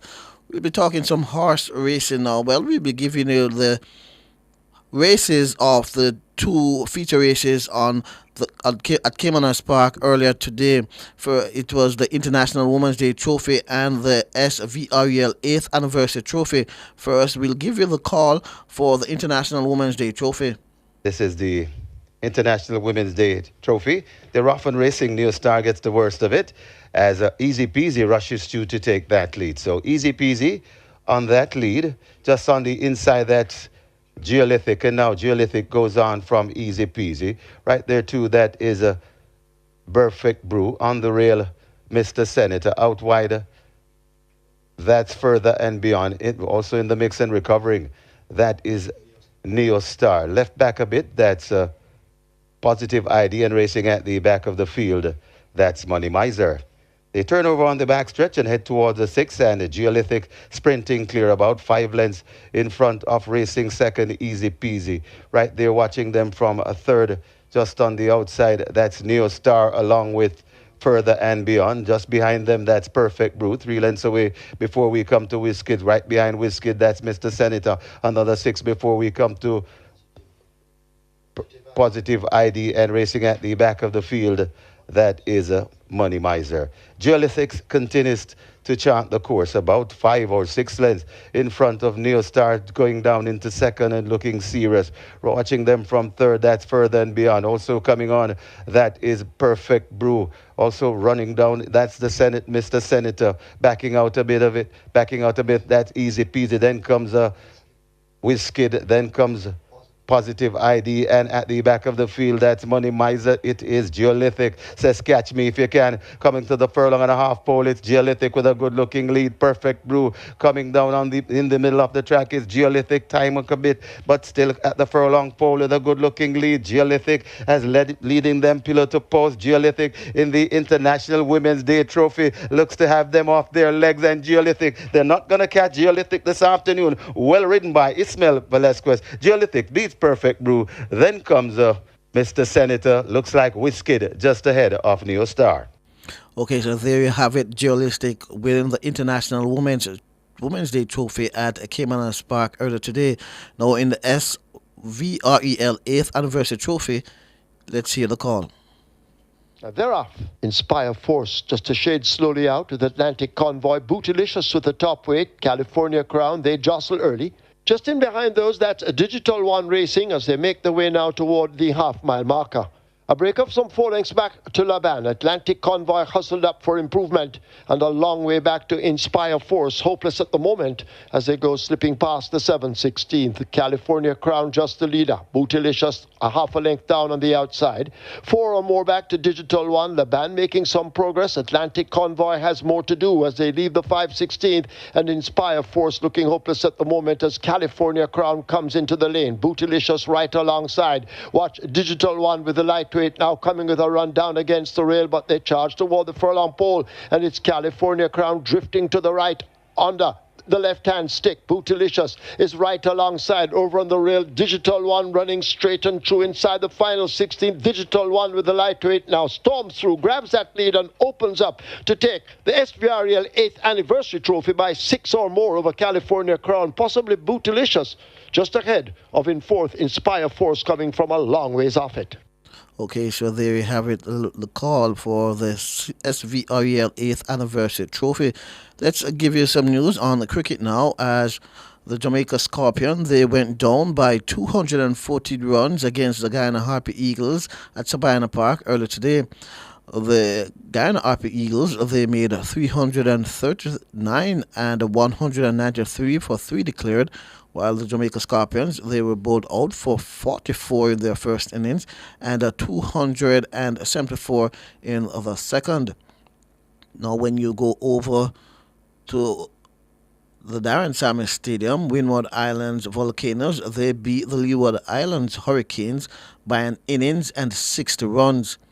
Windward Islands Volcanoes, they made 480 in their first innings and they didn't have to bat again. The Leeward Islands Hurricanes, they were bowled out for 195 in their first innings and 225 in the second. Now, Trinidad and Tobago Red Force, they beat the West Indies Academy by 125 runs at the Coolidge Cricket Ground. West Indies Academy, they made 268 and 152, while the Red Force, they made 304 and 241. Barbados Pride, they beat the combined campuses and the colleges by 10 wickets. Barbados Pride, they made 428 in their first innings and 28 without loss in the second, while the combined campuses and colleges, they made 262 and 193. So those are the results in the West Indies Regional 4-Day Championships. I think this is the 5th round of the competition. Let's give you some football news now. First, the Jamaica Women's Premier League, UWI, they bounced back from that 7-0 loss to the champions, Fraser's Whip. They beat Real Mobe 2-0. Los Perfectos, they beat Wi-Fi United 2-0. Springer United and Federal United, they drew 2-2, while Mile Gully, they went down 4-1 against Cavalier, and the defending champions, Fraser's Whip, they continue their winning ways, beating Proven Girls 7-1. So again, let me just remind you of the scores in the Jamaica Women's Premier League. UWI, they beat Real Mobe 2-0. Los Perfectos, they beat Wi-Fi United 2-0. Springer United and Federal United drew 2-2. Mile Gully, they went down 4-1 against Cavalier. And Fraser's Whip, they beat Proven Girls 7-1. Now for the English Premier League. Liverpool's Darwin Núñez and Mohamed Salah struck within 3 minutes in the second half in a 3-1 victory over last-placed Southampton that gave the Premier League leaders 16 provisional points off a breathing room at the top of the English Premier League table today. Oh, there's a miscommunication there between Alisson and Van Dijk. Smallthorne scores at the cop end. Bottom of the Premier League. Southampton are leading. Top of the table, Liverpool. Diaz chooses the outside channel. There is! That certainly lifts the mood at Anfield Stadium. Mohamed Salah, 31 goals this season incoming. And he moves into third place in the all-time Liverpool scorers. A penalty beyond the reach of the goalkeeper and the game beyond the reach of Southampton, and it appears Liverpool beyond the reach of everybody else. Okay, so that was the goals in that match. Arne Slot's men have 70 points after 29 games, while second place Arsenal have 54, but 2 games in hand. The Gunners play at Manchester United on Sunday. Besieged Southampton are 20th on 9 points, 13 from points from safety. In other results, Nottingham Forest clipped Manchester City 1-0. Brighton beat Fulham 2-1. Crystal Palace edged Ipswich Town 1-0. Aston Villa beat Brentford 1-0. In tomorrow's fixtures, Chelsea, they will welcome Leicester City. Tottenham host Bournemouth, and Manchester United, they welcome Arsenal.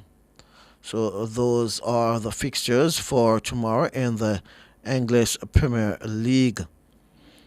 We try and get the fixtures for tomorrow in the Jamaica Premier League.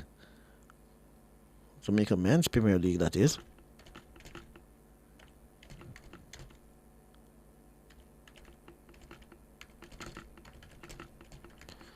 Where, as you heard earlier, Cavaliers, they'll be playing despite having a game in the week against Inter Miami.